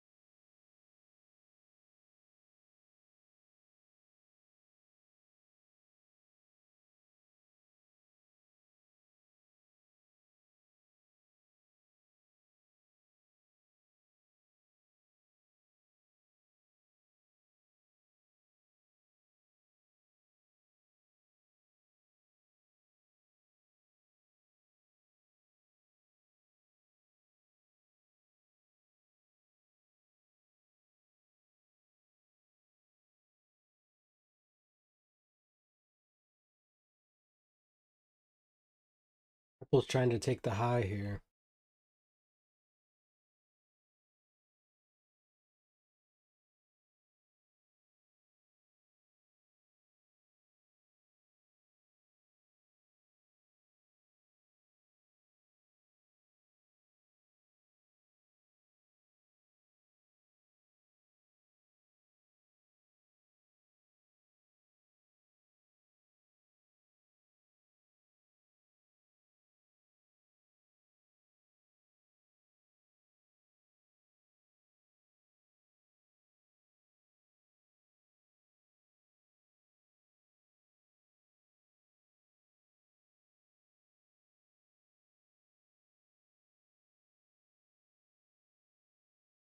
D period opens up. Still seeing some strength. Got a little bit of Brad Prince going on here.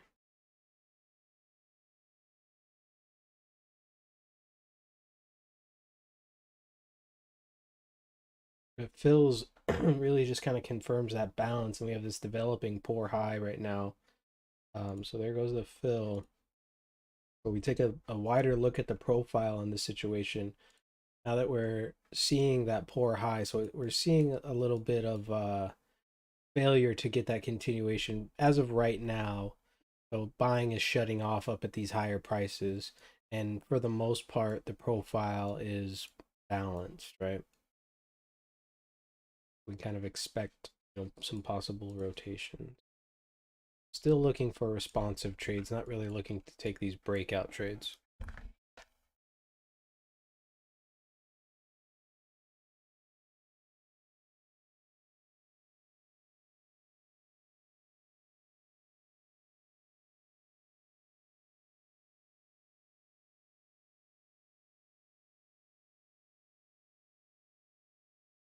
If you take a look over here at our weighted sectors, or our individual sectors, excuse me, we've got information technology, our biggest sector, really just kind of trading in a range. We're at the high of the range and above the open, but right now coming down.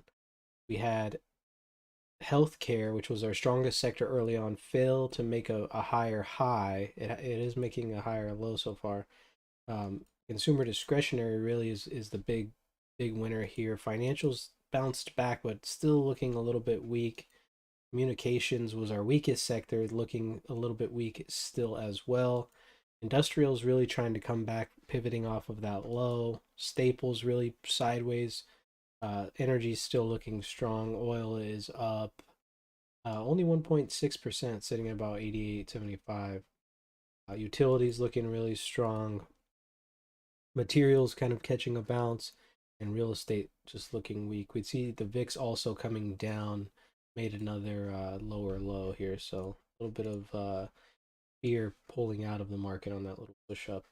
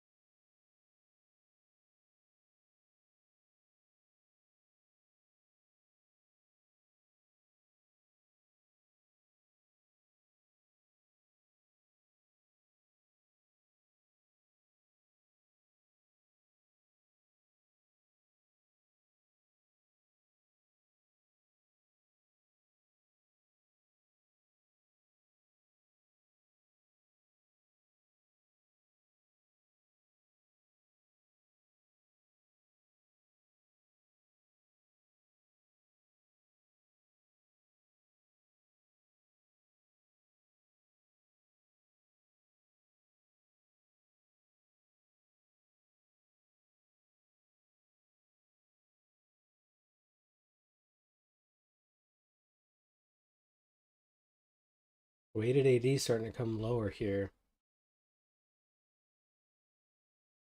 Not really getting a ton of continuation at all.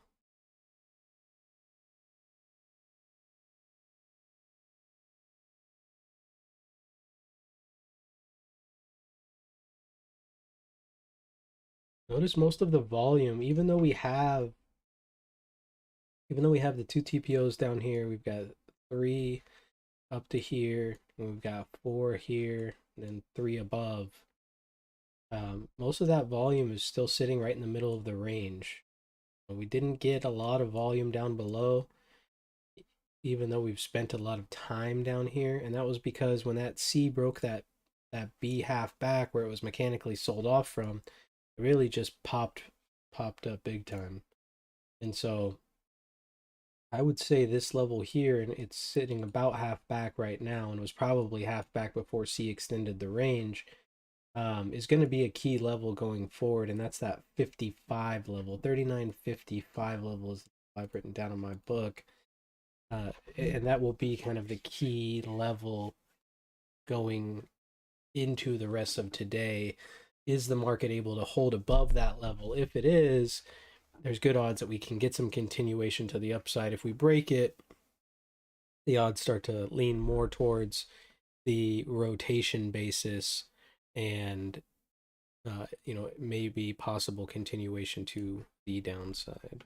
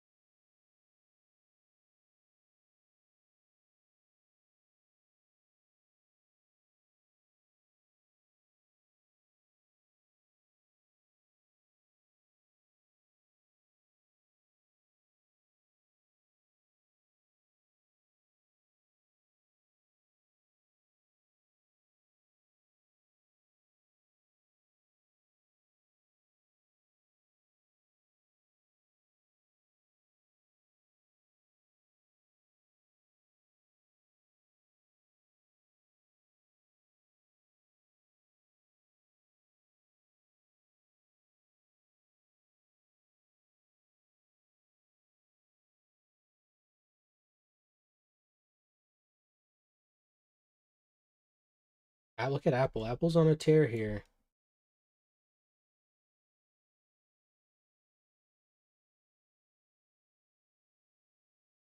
If it wants to get into these single prints, it's right up near that Globex high.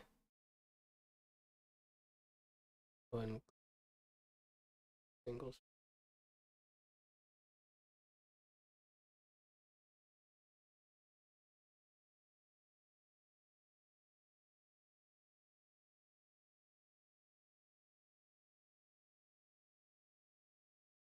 That impulse really came down from that 71.50. So as long as we're above that 71.50, I think we're probably still good to try to ride this thing.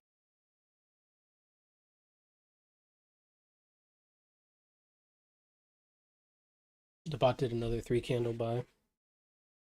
No significant news. We did have oil inventories at 10:30, but it didn't look like if we pull the oil chart up here, you can see for the most part oil hasn't really done much, kind of hanging out. Nothing else that I see. Let me pull it up here.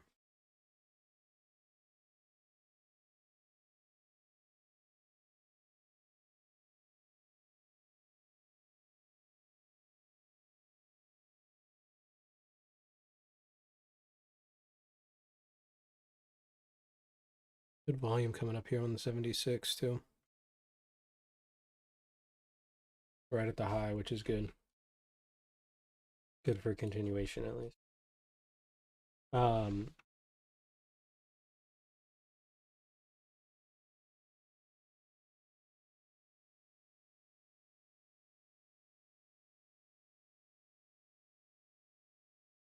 I got such a badass gangster. And not that I see, just oil inventories. Not even anything really later tonight. We've got the employment numbers coming out of the AUD later tonight, the Aussies, but nothing really like that. And then tomorrow, what we got on the docket, we've got jobless claims, retail sales, Philadelphia Fed manufacturing, which may be a decent mover. More retail sales. That's it. Really, the next big thing is next week when the interest rate decision is. Let me look at Friday real quick just to make sure. Friday, we don't have shit. There's nothing on Friday, so Friday is probably gonna be a nothing day. Yeah, so next week when the interest rate decision comes out, what we can check here is the funds rate tool. Take a peek at what they're pricing in. So they're pricing in about 71%. So this is interesting. So basically 50%, which is what would be here. This would be a 50 basis point raise. This is like a 0.75 to 1. And then this is above 1, or this is 1 and up, because we're at 2.5 right now. This thing's basically telling us that 75 is locked in. 71% 75 and 0.29.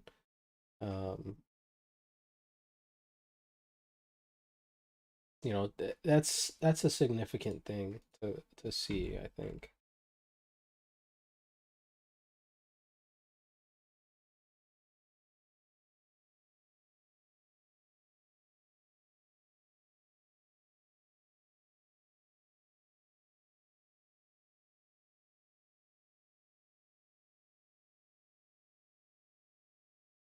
When we look at the dot plot here, pretty much I everyone's don't know how I forgot this, but today's your birthday.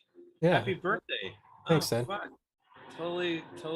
Denise just reminded me because I get in such a mode that I just forget. I totally apologize for not saying anything. It's Happy all right. birthday. Thanks, Love Dad. Happy you. birthday, bro. Appreciate it. I don't really celebrate my birthday like I'm not Happy big on my birthday, birthday. so I appreciate it, guys. Hey, I for one am very thankful you were born. You've made a huge impact on my life. I appreciate it, TJ. It means a lot. Thank you. With the dot plot, we're kind of seeing like everyone, we had kind of originally saw kind of the cooling off in 2013, and then even rate cuts into or 2023, not 13, and then 2024, and now we're kind of seeing that it looks like they want more quantitative tightening leading into 2023. So that's kind of interesting. Nice little move going here still.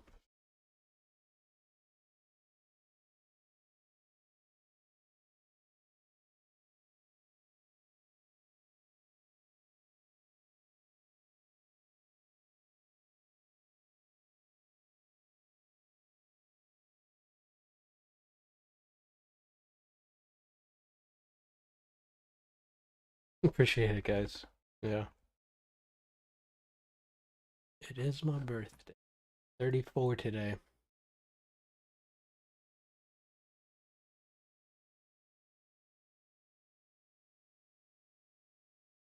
Nice little stop run there.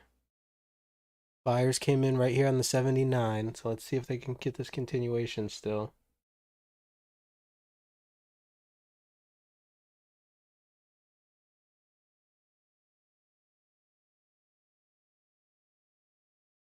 Oh, no. I have my stop on 74.75, and I'm just gonna, I hate to say leave it right there because I'm gonna take myself out of the trade, but I just want to give it a little bit of room to get this continuation. It's a fine line between that thought process, because Yeah. if it breaks that level, then the trade could turn around. So it's like still a good place. You know what I'm saying? Like, I don't know. I guess the whole idea of the stop shouldn't take you out of the trade, but like if that's the area that if price breaks, that you should get out. Like I don't know. I don't know if that makes sense. No, it does. Yeah, it definitely does. Yeah, and it's like if it were to flush hard real quick, I want to make sure that's the least amount that I'm going to get out as, where I'm looks like a hit here, but yeah, there it goes. I've been focused on trying to identify that it would have been a good spot to just close it out up here on the 80, that's for sure, but that little D high kind of restores some balance to the market here. We have a buying tail now, or a selling tail, excuse me, and a buying tail on the low. So a little bit more balance coming through the profile with value for the most part sitting higher. And we've got still about 15 minutes until the E session opens up.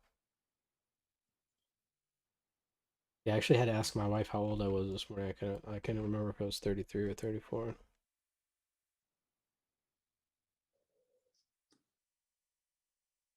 I mean, after, my wife's huge in her birthday, like as soon as October starts, she's like, it's my birthday, fucking whole month. But for me, I'm just kind of like, after I turned 21, it was like, well, what other birthdays do you have to look forward to? The next birthday is like 65, right? Get that Social Security. 65.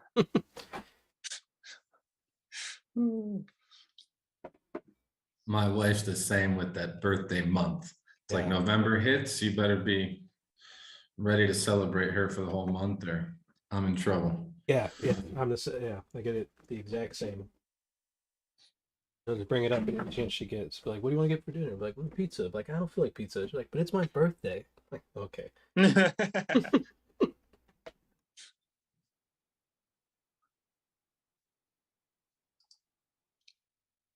Today's when you got to check your email, get all the free chicken sandwiches and all that good stuff. Oh yeah. Yeah, maybe I'll get some. Yeah, my wife's like, what do you want to get for dinner? And it's like, oh, McDonald's. He's like, what the fuck? And when you get old, you can't eat that shit all the time. So you got to celebrate it every once in a while. It's like, ah, fuck yeah, cheeseburger and some fries.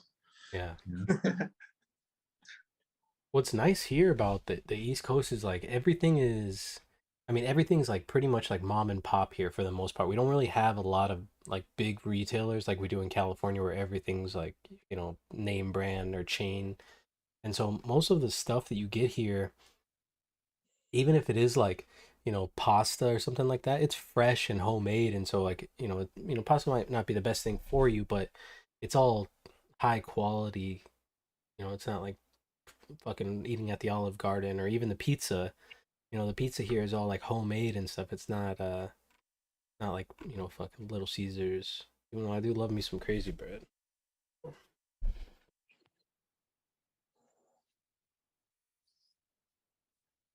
We noticed that down here because even like the major chains like McDonald's, they still buy their meat from the local vendors and stuff like that. So you don't get all the frozen pre-processed stuff as much as possible as you do in the US, especially in big cities. Yeah. Everything's fresher. Yeah, and that goes back to like that consumer thing, people don't care about quality anymore. They just want it now. They're like, I don't give a fuck, just give it to me. It's like, damn. Like It's like the same as traders. They care about the price instead of the value. exactly. And they don't care about the long term. They just care about what happened today, or how they did today.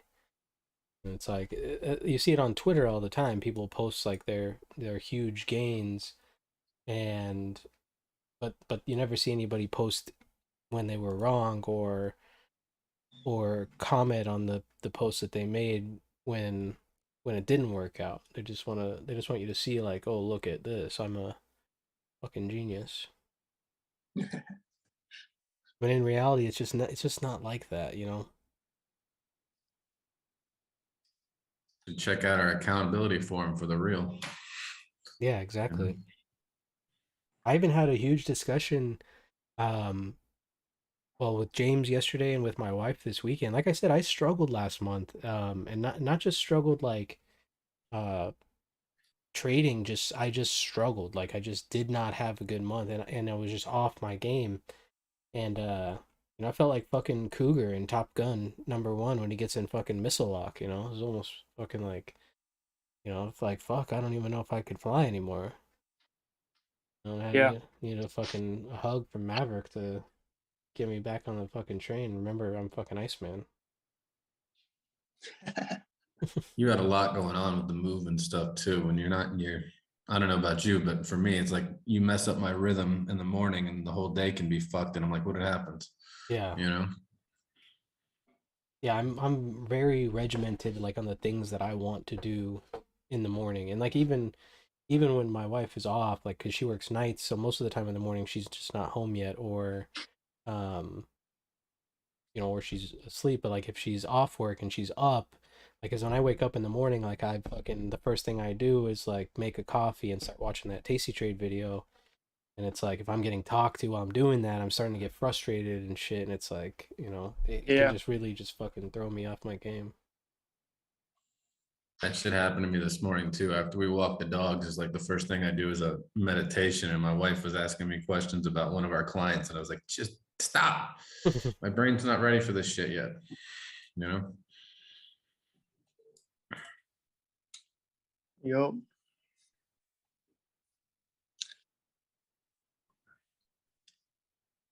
So we're seeing that response here from a seller, right? So we're getting that kind of, we got that selling tail at the top. They pushed up into those singles and got the response. So it looks like a seller did come in and buying got cut off. 7 contracts traded on that top tick. And so we're watching that 39.55 level as an area to see, and it's, pretty clear, right? We've got weak volume down here comparatively to, where value's at. We've got, you know, we'll say 4 to the 3 all the way down to here. But this spot is weak volume. And so it makes sense to come down here. And if the market's able to hold and we start to see this volume fill in, that gives us good odds of returning back above the open. Real strength would be showing buyers coming back up here above the open and holding above the open. But, getting down here and holding here would still give us that opportunity to get some rotation back to the profile. Not necessarily saying that we're going to continue up like we did in C and D period, but that would be the ideal situation, looking for that responsive long.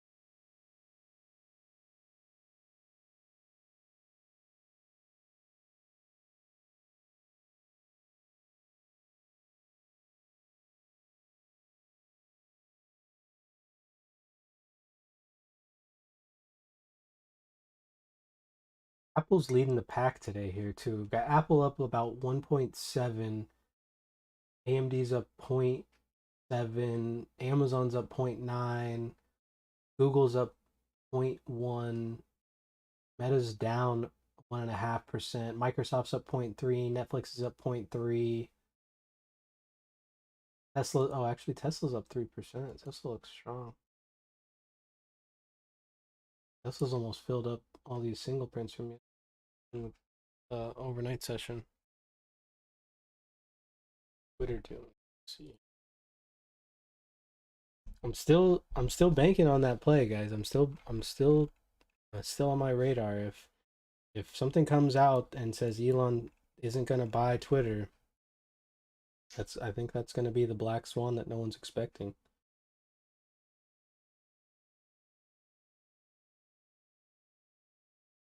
Apple getting a little pushback here.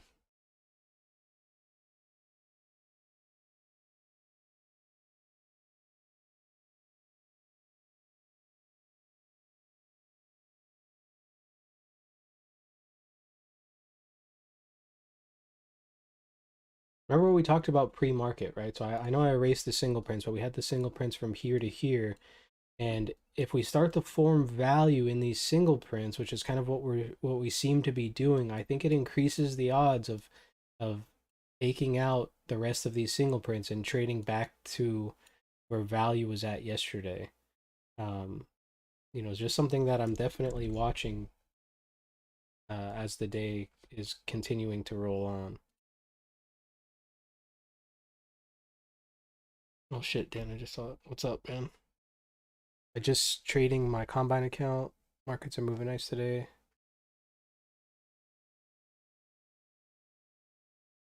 Tesla and Apple, yeah. Tesla and Apple are really propping the SPY up for sure.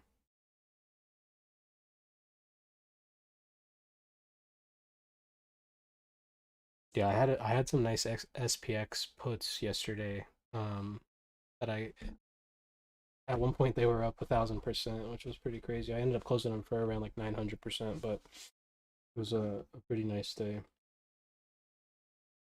was like each one I bought for about $500, and the most expensive one I sold ended up being about $6 grand.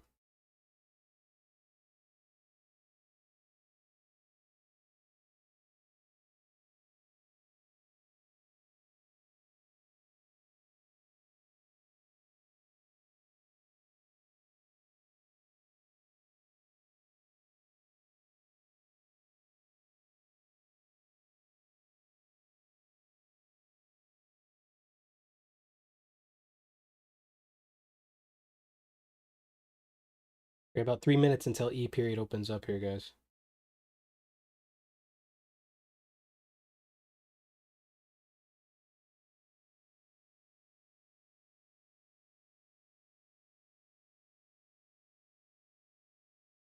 I'm gonna get funded and never put up stats like that again. It happens a lot. You know, you'd be surprised. A lot of people, when they get funded, it gets to them. You know, just remember the process, and that's where journaling is going to come in, and documenting your trades and being able to go back and see where you what changed. You know, when you especially when you're on a hot streak, what changed when you get off the hot streak, right? And the hot streak's not going to last forever. The trading is just, it's just not that perfect. But you know, if you continue to just manage risk and be patient and go with the market, you know, in the long term, you'll be better off.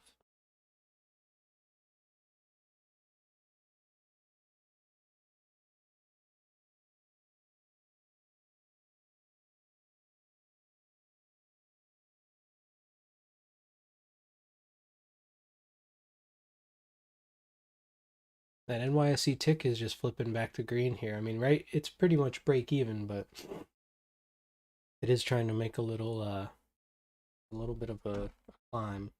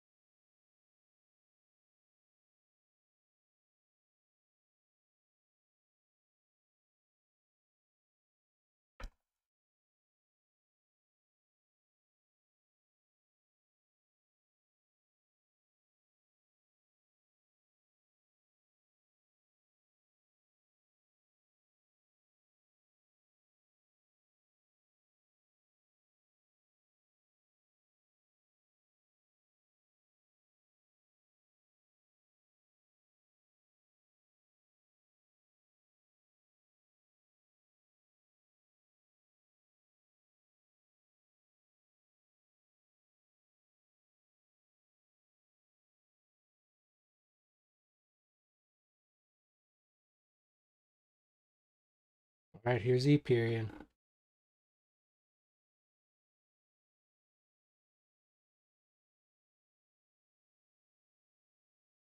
All puts are 0 and 10. E period opens up pretty much right at the open.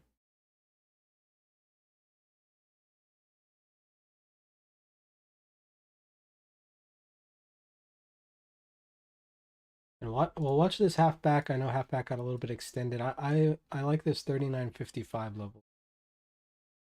And I mean, we kind of have opportunity all on this little space right here below halfback.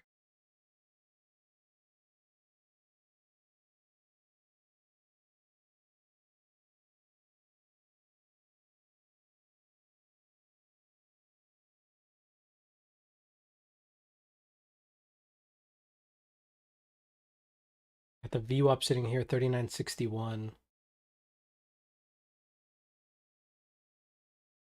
Yeah, I've traded the Nasdaq before. Yeah.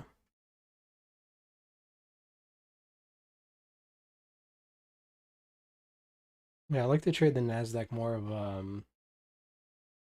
more like a longer term trade than you got to sit through a lot of rotations for the Nasdaq. 5 minute in the 22 range with Delta has a killer hit rate for me.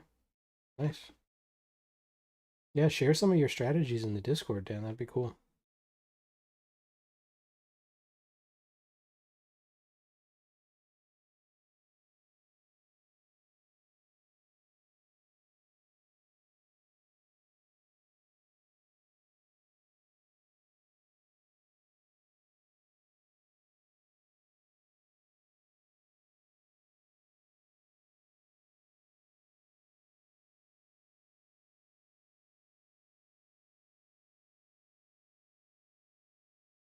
A lot of stuff is kind of rolling over here. Look at the sectors real quick. tech is doing okay. Still kind of just hanging out, but healthcare lower high. Discretionary actually looks okay. Financials made a decent recovery and are kind of sitting at yesterday's close. Seeing communications start to turn back over. Same thing with industrials. Staples still kind of sitting in a box. Energy's still up. Oil's only up about the same. Utilities kind of flattening out. Same thing with materials, and real estate just like a bag of shit still.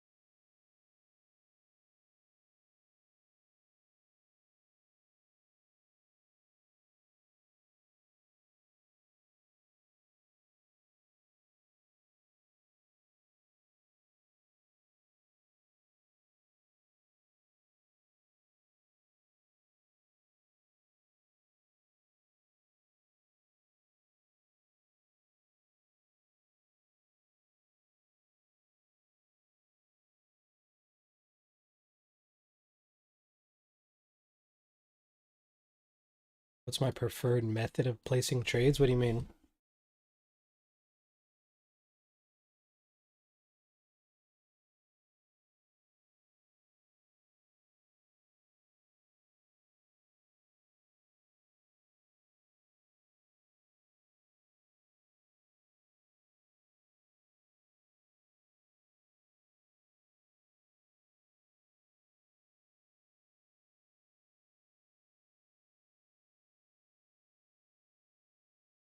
Like where I place the trades, or oh, I'm not sure what you mean by that, Martin.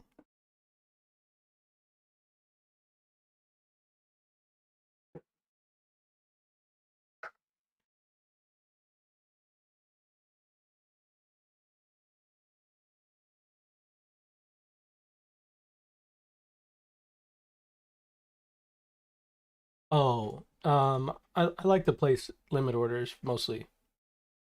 I use the DOM to place my trades. Um, so I normally place limit orders. I normally passively enter the market. Very I mean, it does depend on the market, right? Like yesterday would have been a day where, you might have had to been a bit more aggressive where you kind of miss it with the volatility. But I tend to be a bit more passive and try to get filled on the, if I'm buying, filled on the bid, and if I'm selling, try to sell the offer.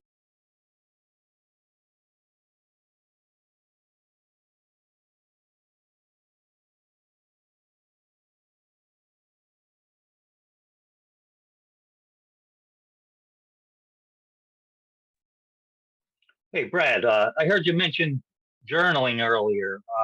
I don't know if you ever heard of or any of you guys ever used trading journal spreadsheets, PJS. You ever hear of that? Mm-mm. That's what I just throwing it out there. That's what I use.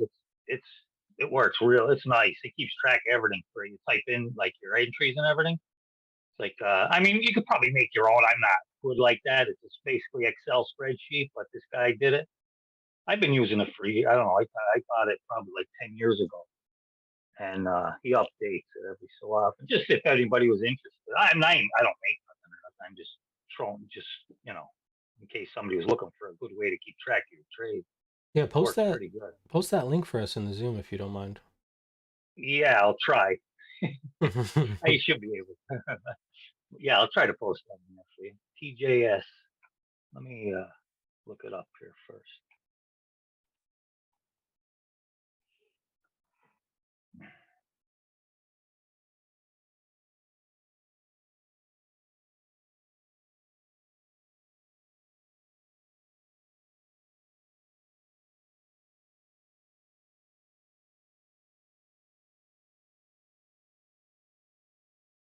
But we keep coming, back to that open, and sellers aren't really able to get anything moving below it. So I assume we'll probably check back up here around that 72 level as an area to see if sellers are still willing to offer up here.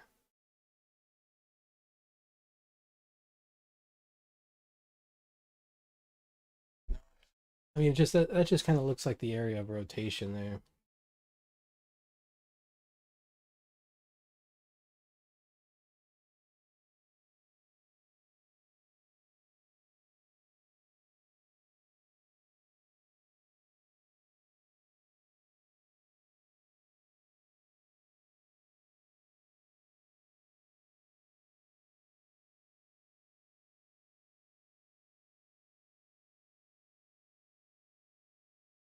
Yeah, they got to pop this 69 level first, but it looks like they do want to.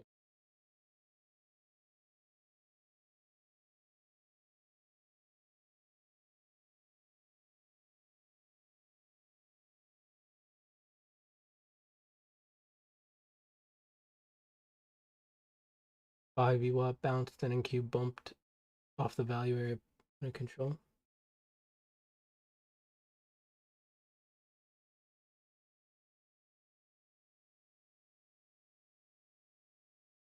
Dun, dun, dun, dun, dun, dun.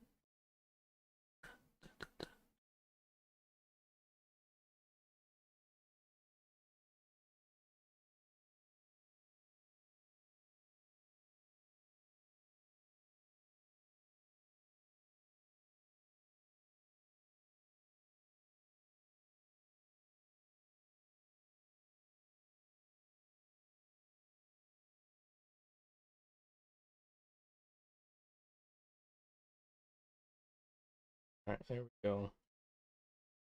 But we should look for a reaction here from a seller. There it is. A little mechanical selling off that D half back. So nothing to fear yet.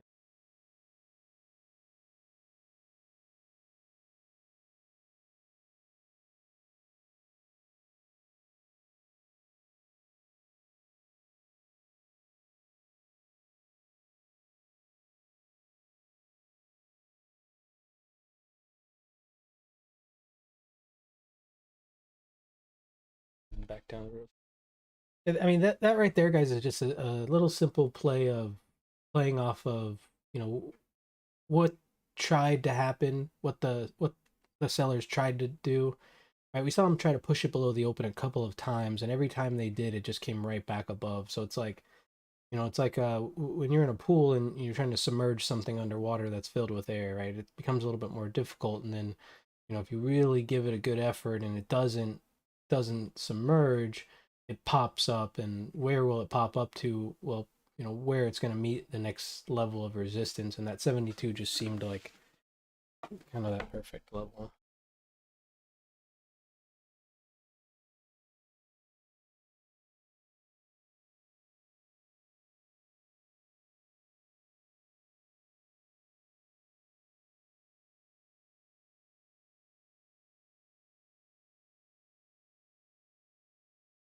Oh, the ES VWAP, yeah. Yeah, I mean, Apple's coming right down to its VWAP as well. Amazon just did. AMD's still uh, above its VWAP. Google came right down to its VWAP and popped the Meta below, came right up to getting above its VWAP right now. Netflix, the same idea. Nvidia, you know, to the tick on the Nvidia. Tesla's a little bit stronger, not really near its VWAP.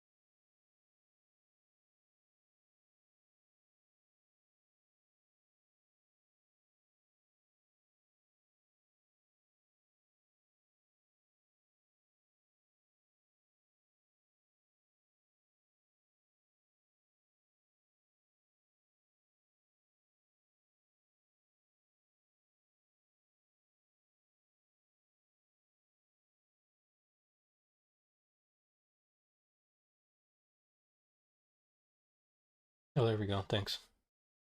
I'll post this link in the YouTube as well for journaling.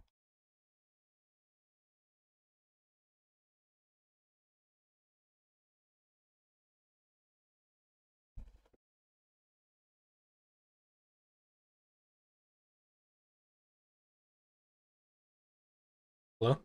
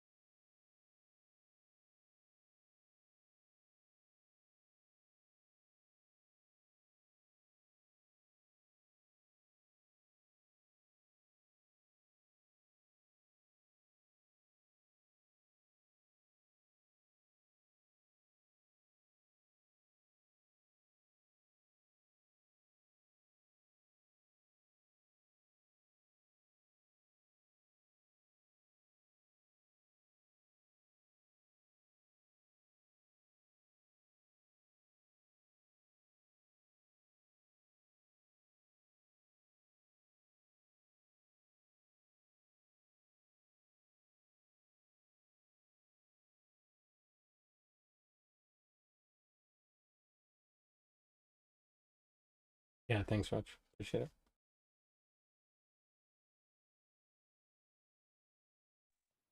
Yeah, got it. No problem. I had to do it from the computer. That's why it's a different login. Worked out.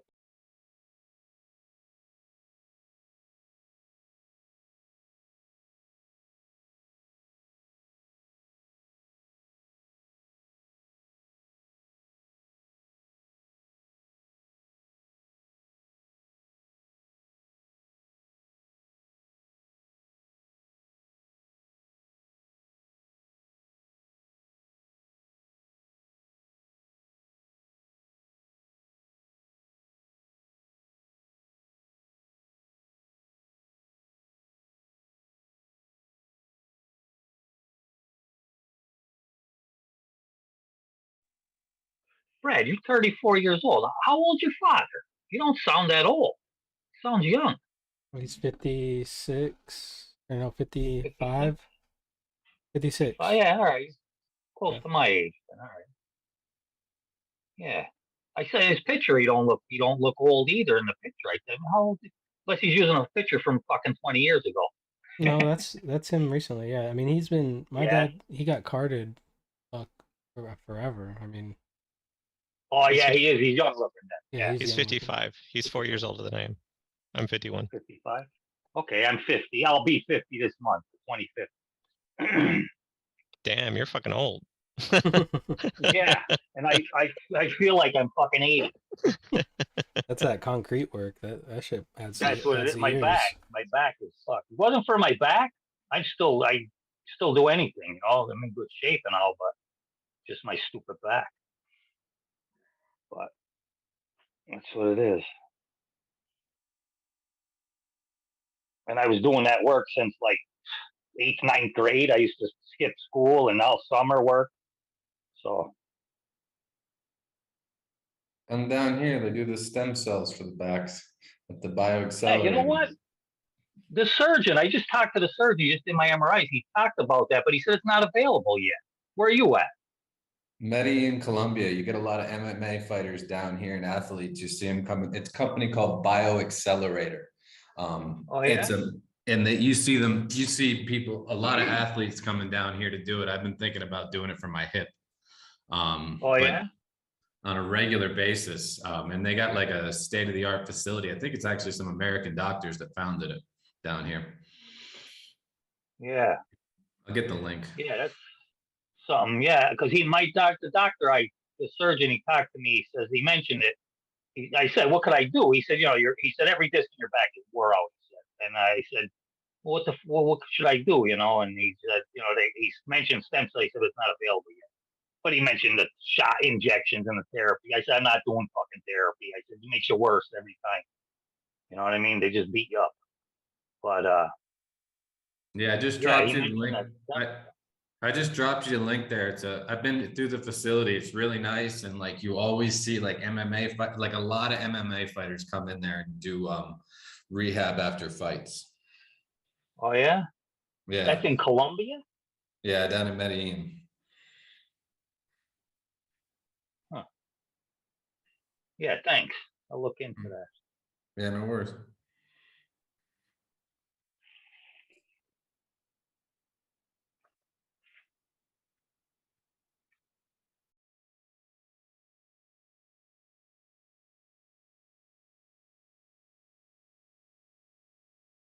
Yeah, one of my old bosses in the army, he got stem cells in his neck. He had neck surgery, and he fucking recovered like a champion.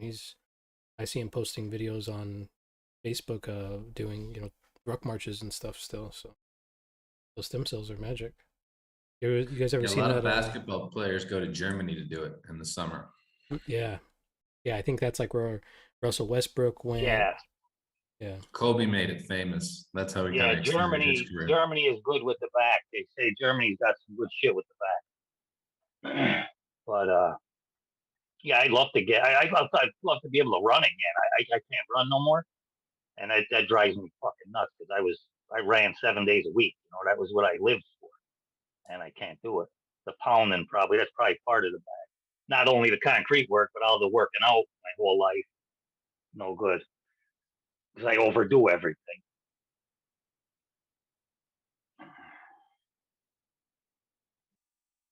Yeah, they want to replace my hip, and I've been thinking about trying that before I let them put a new one in there.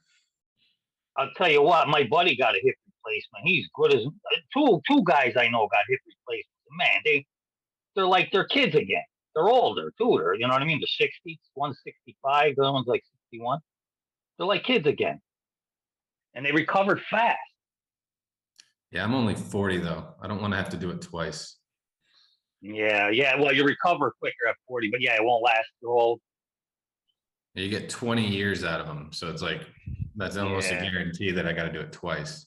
My Maybe dad you'll had a die before that. What's that? Maybe you'll die before it wears out. Yeah. my dad had it Get done. a second one. He had it done in his 70s, and they pretty much like they literally just like cinch you up and send you home like the next day. Yeah, it's yeah, out. And then it's It all is rehab. outpatient surgery. Oh, it's Right outpatient. now. Yeah, so even crazier. I mean, it's like they get you up and walking like the day of surgery, which is insane. Ask them to record it so you can watch it. I don't know if you've ever seen a hip replacement surgery. I don't know if I want to see that either. No, I don't want that either. It's like someone's working on a fucking house. Yeah, with like a freaking Hammers claw and hammer drills just in and there shit, to yanking yeah. shit apart. Oh, Yeah, man. with the saws and shit. They use saws and hammers and shit. Yeah. Yeah, orthopedic surgery is crazy. Yeah, there's nothing like doing surgery and you're about to, because I had to do it on my hip last year and everybody's looking around you speaking Spanish real fast and you have no idea what's going on. Then they're like, all right, here's the gas.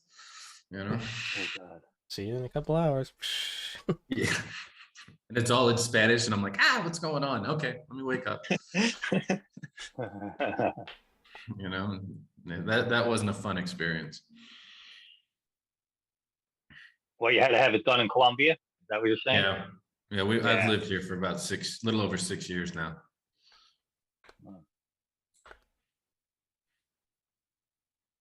You can actually afford things down here. You're American? You're still American. You just moved down there to live? Yeah, my wife's American Colombian, so she's got papers. Okay. She's citizen down here, so it was easy. Oh, yeah. Nice. And you find most of the doctors here actually do schooling in the US and then come back here. So it's perfect. Get those student loans and then just leave the country and never pay them back. Yeah, my doctor did a residency in the US and one in Europe. It's like, okay, best of both worlds. And he was on Colombian rates, so Nice. cha-ching, you know.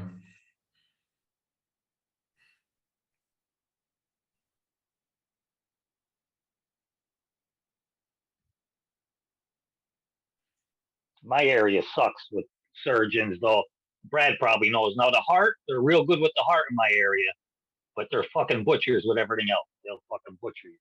You gotta watch. You gotta go to Philly. You gotta go to Philadelphia. They're good down there. I'm in Scranton, Wilkes-Barre area. Oh yeah, I used to do physician staffing. We did a lot of work up there. You can't get doctors to live there. They all want to just come in, get paid and leave. Really? Yeah, a lot of temporary staffing there. You know, we go out to the Danville, Roach. That's where we go. Yeah, Danville's nice. So my daughter was down. My daughter, a year and a half ago, she broke her arm 3 times, Brad, in 13 months. She had it broke. Yeah, it was the same spot. It kept breaking, and we had to go to Danville the last 2. First they butchered her in Scranton, then we went to Danville, and they were great. I mean, it was like a whole different experience to go down there from where I was up here. But the surgeon was a real good guy and all. But I mean, it was a terrible experience. But they were good. They're close to Philly. You're heading down towards Philly that way, you know, in the Geisinger.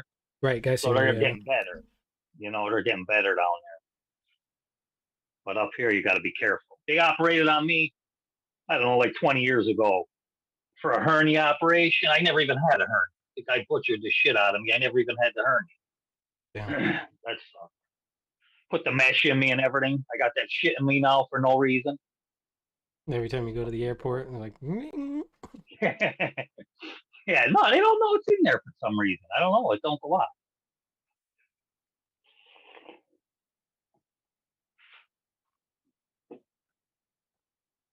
The internet wasn't that big around then, or I would have did some more research and I would have never got the operation.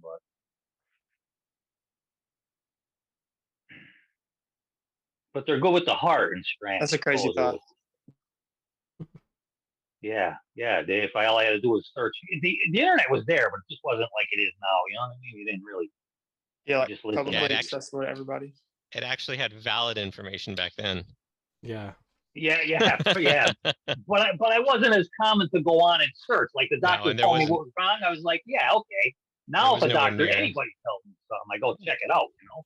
Yeah, there was nowhere near the amount of information that exists now. No, It'd be so weird not to be able to look up whatever I wanted to look up whenever I wanted.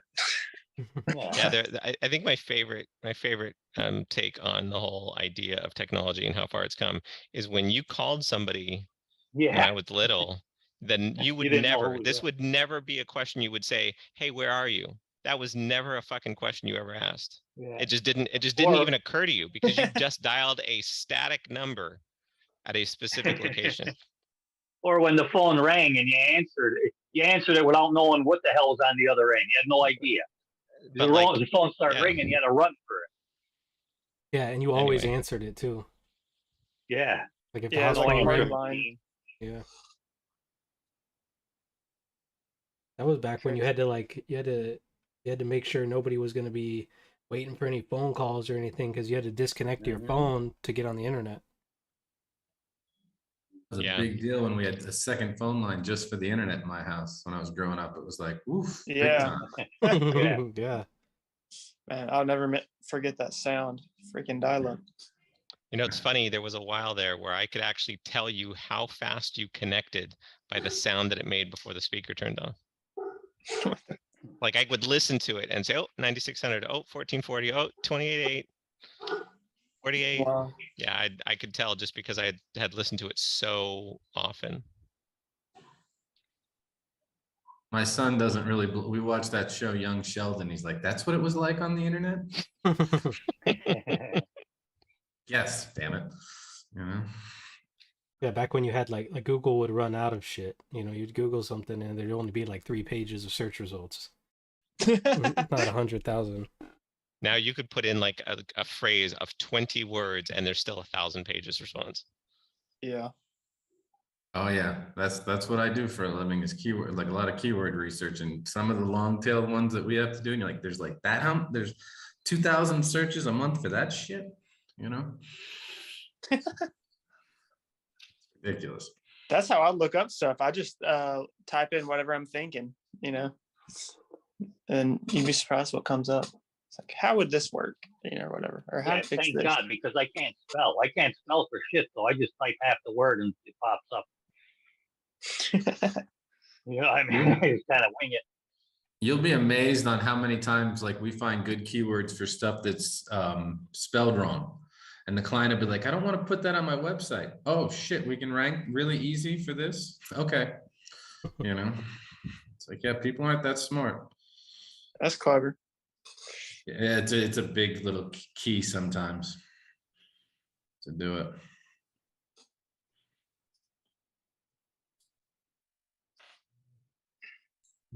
This market's doing nothing as we're blabbing about surgeries and keywords. Yeah. Yeah. Yeah, I think I'm gonna go get some lunch. A key thing before we take off here is if F period takes that E low, we're gonna be one time framing lower, right? And so that'll be, you know, kind of confirming of a seller or responsive seller kind of entering the market here.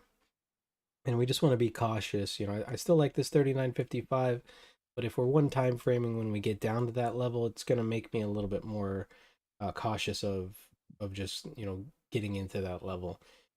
The market for the most part though does look pretty balanced. We've got a buying tail on the bottom, selling tail on the top, a little bit of a P feel here as we're starting to form a 45 degree off of this selling tail. And there we go, we're doing a little one time framing now. the key will be to pay attention to value, right? As F period comes down, we start to get these 4 TPOs lower. If we start to get G and H and I and J and all that start to form a little bit lower, that's going to increase the odds that we're building value below the open, and that responsive seller is making up some ground. So just pay attention to where value starts to move today. I still think we're okay with responsive trades, right? Responsive longs towards the breaks, and you're buying a break and selling a rally today for the most part. Even on that push up in D period, would have been a nice selling opportunity had I not already been in a long. And I had kind of a long bias until we're really establishing below the spike, honestly. But you can see with the internals here, the tick, for the most part is pretty neutral today. We've got the weighted AD had a little flip down and in a sense popped up, and Apple and Tesla really kind of holding the ball today. So if you start to see some weakness, we're starting to see weakness here in Apple. So if you start to see some weakness come in Tesla as well, that could give us some early indication of some downside momentum starting to brew. Microsoft finally flipped negative. It's about 0.14 down. And so do the IT sector. Yeah, good point. This you can see And technology here is really starting to Apple's head going to back dip down. below a percent here in a minute. It was at 113 when you first started talking, and it's now down at 103. So I'm going to guess it's going to drop into below 1 and within the next minute or two. Yeah, well, we finally got below VWAP too. And we're back at that 155 level on Apple. If you guys remember last week, this was a big gamma level for us. And so watch that level again. I think you'll start to see some people start to build out a little bit as well. Just in time to say see you later. Yeah, Bob, we're about to call it. But yeah, if you guys jump in the up in the Discord and under either Lincoln Logs or the trading the TPO chat. TPO chat.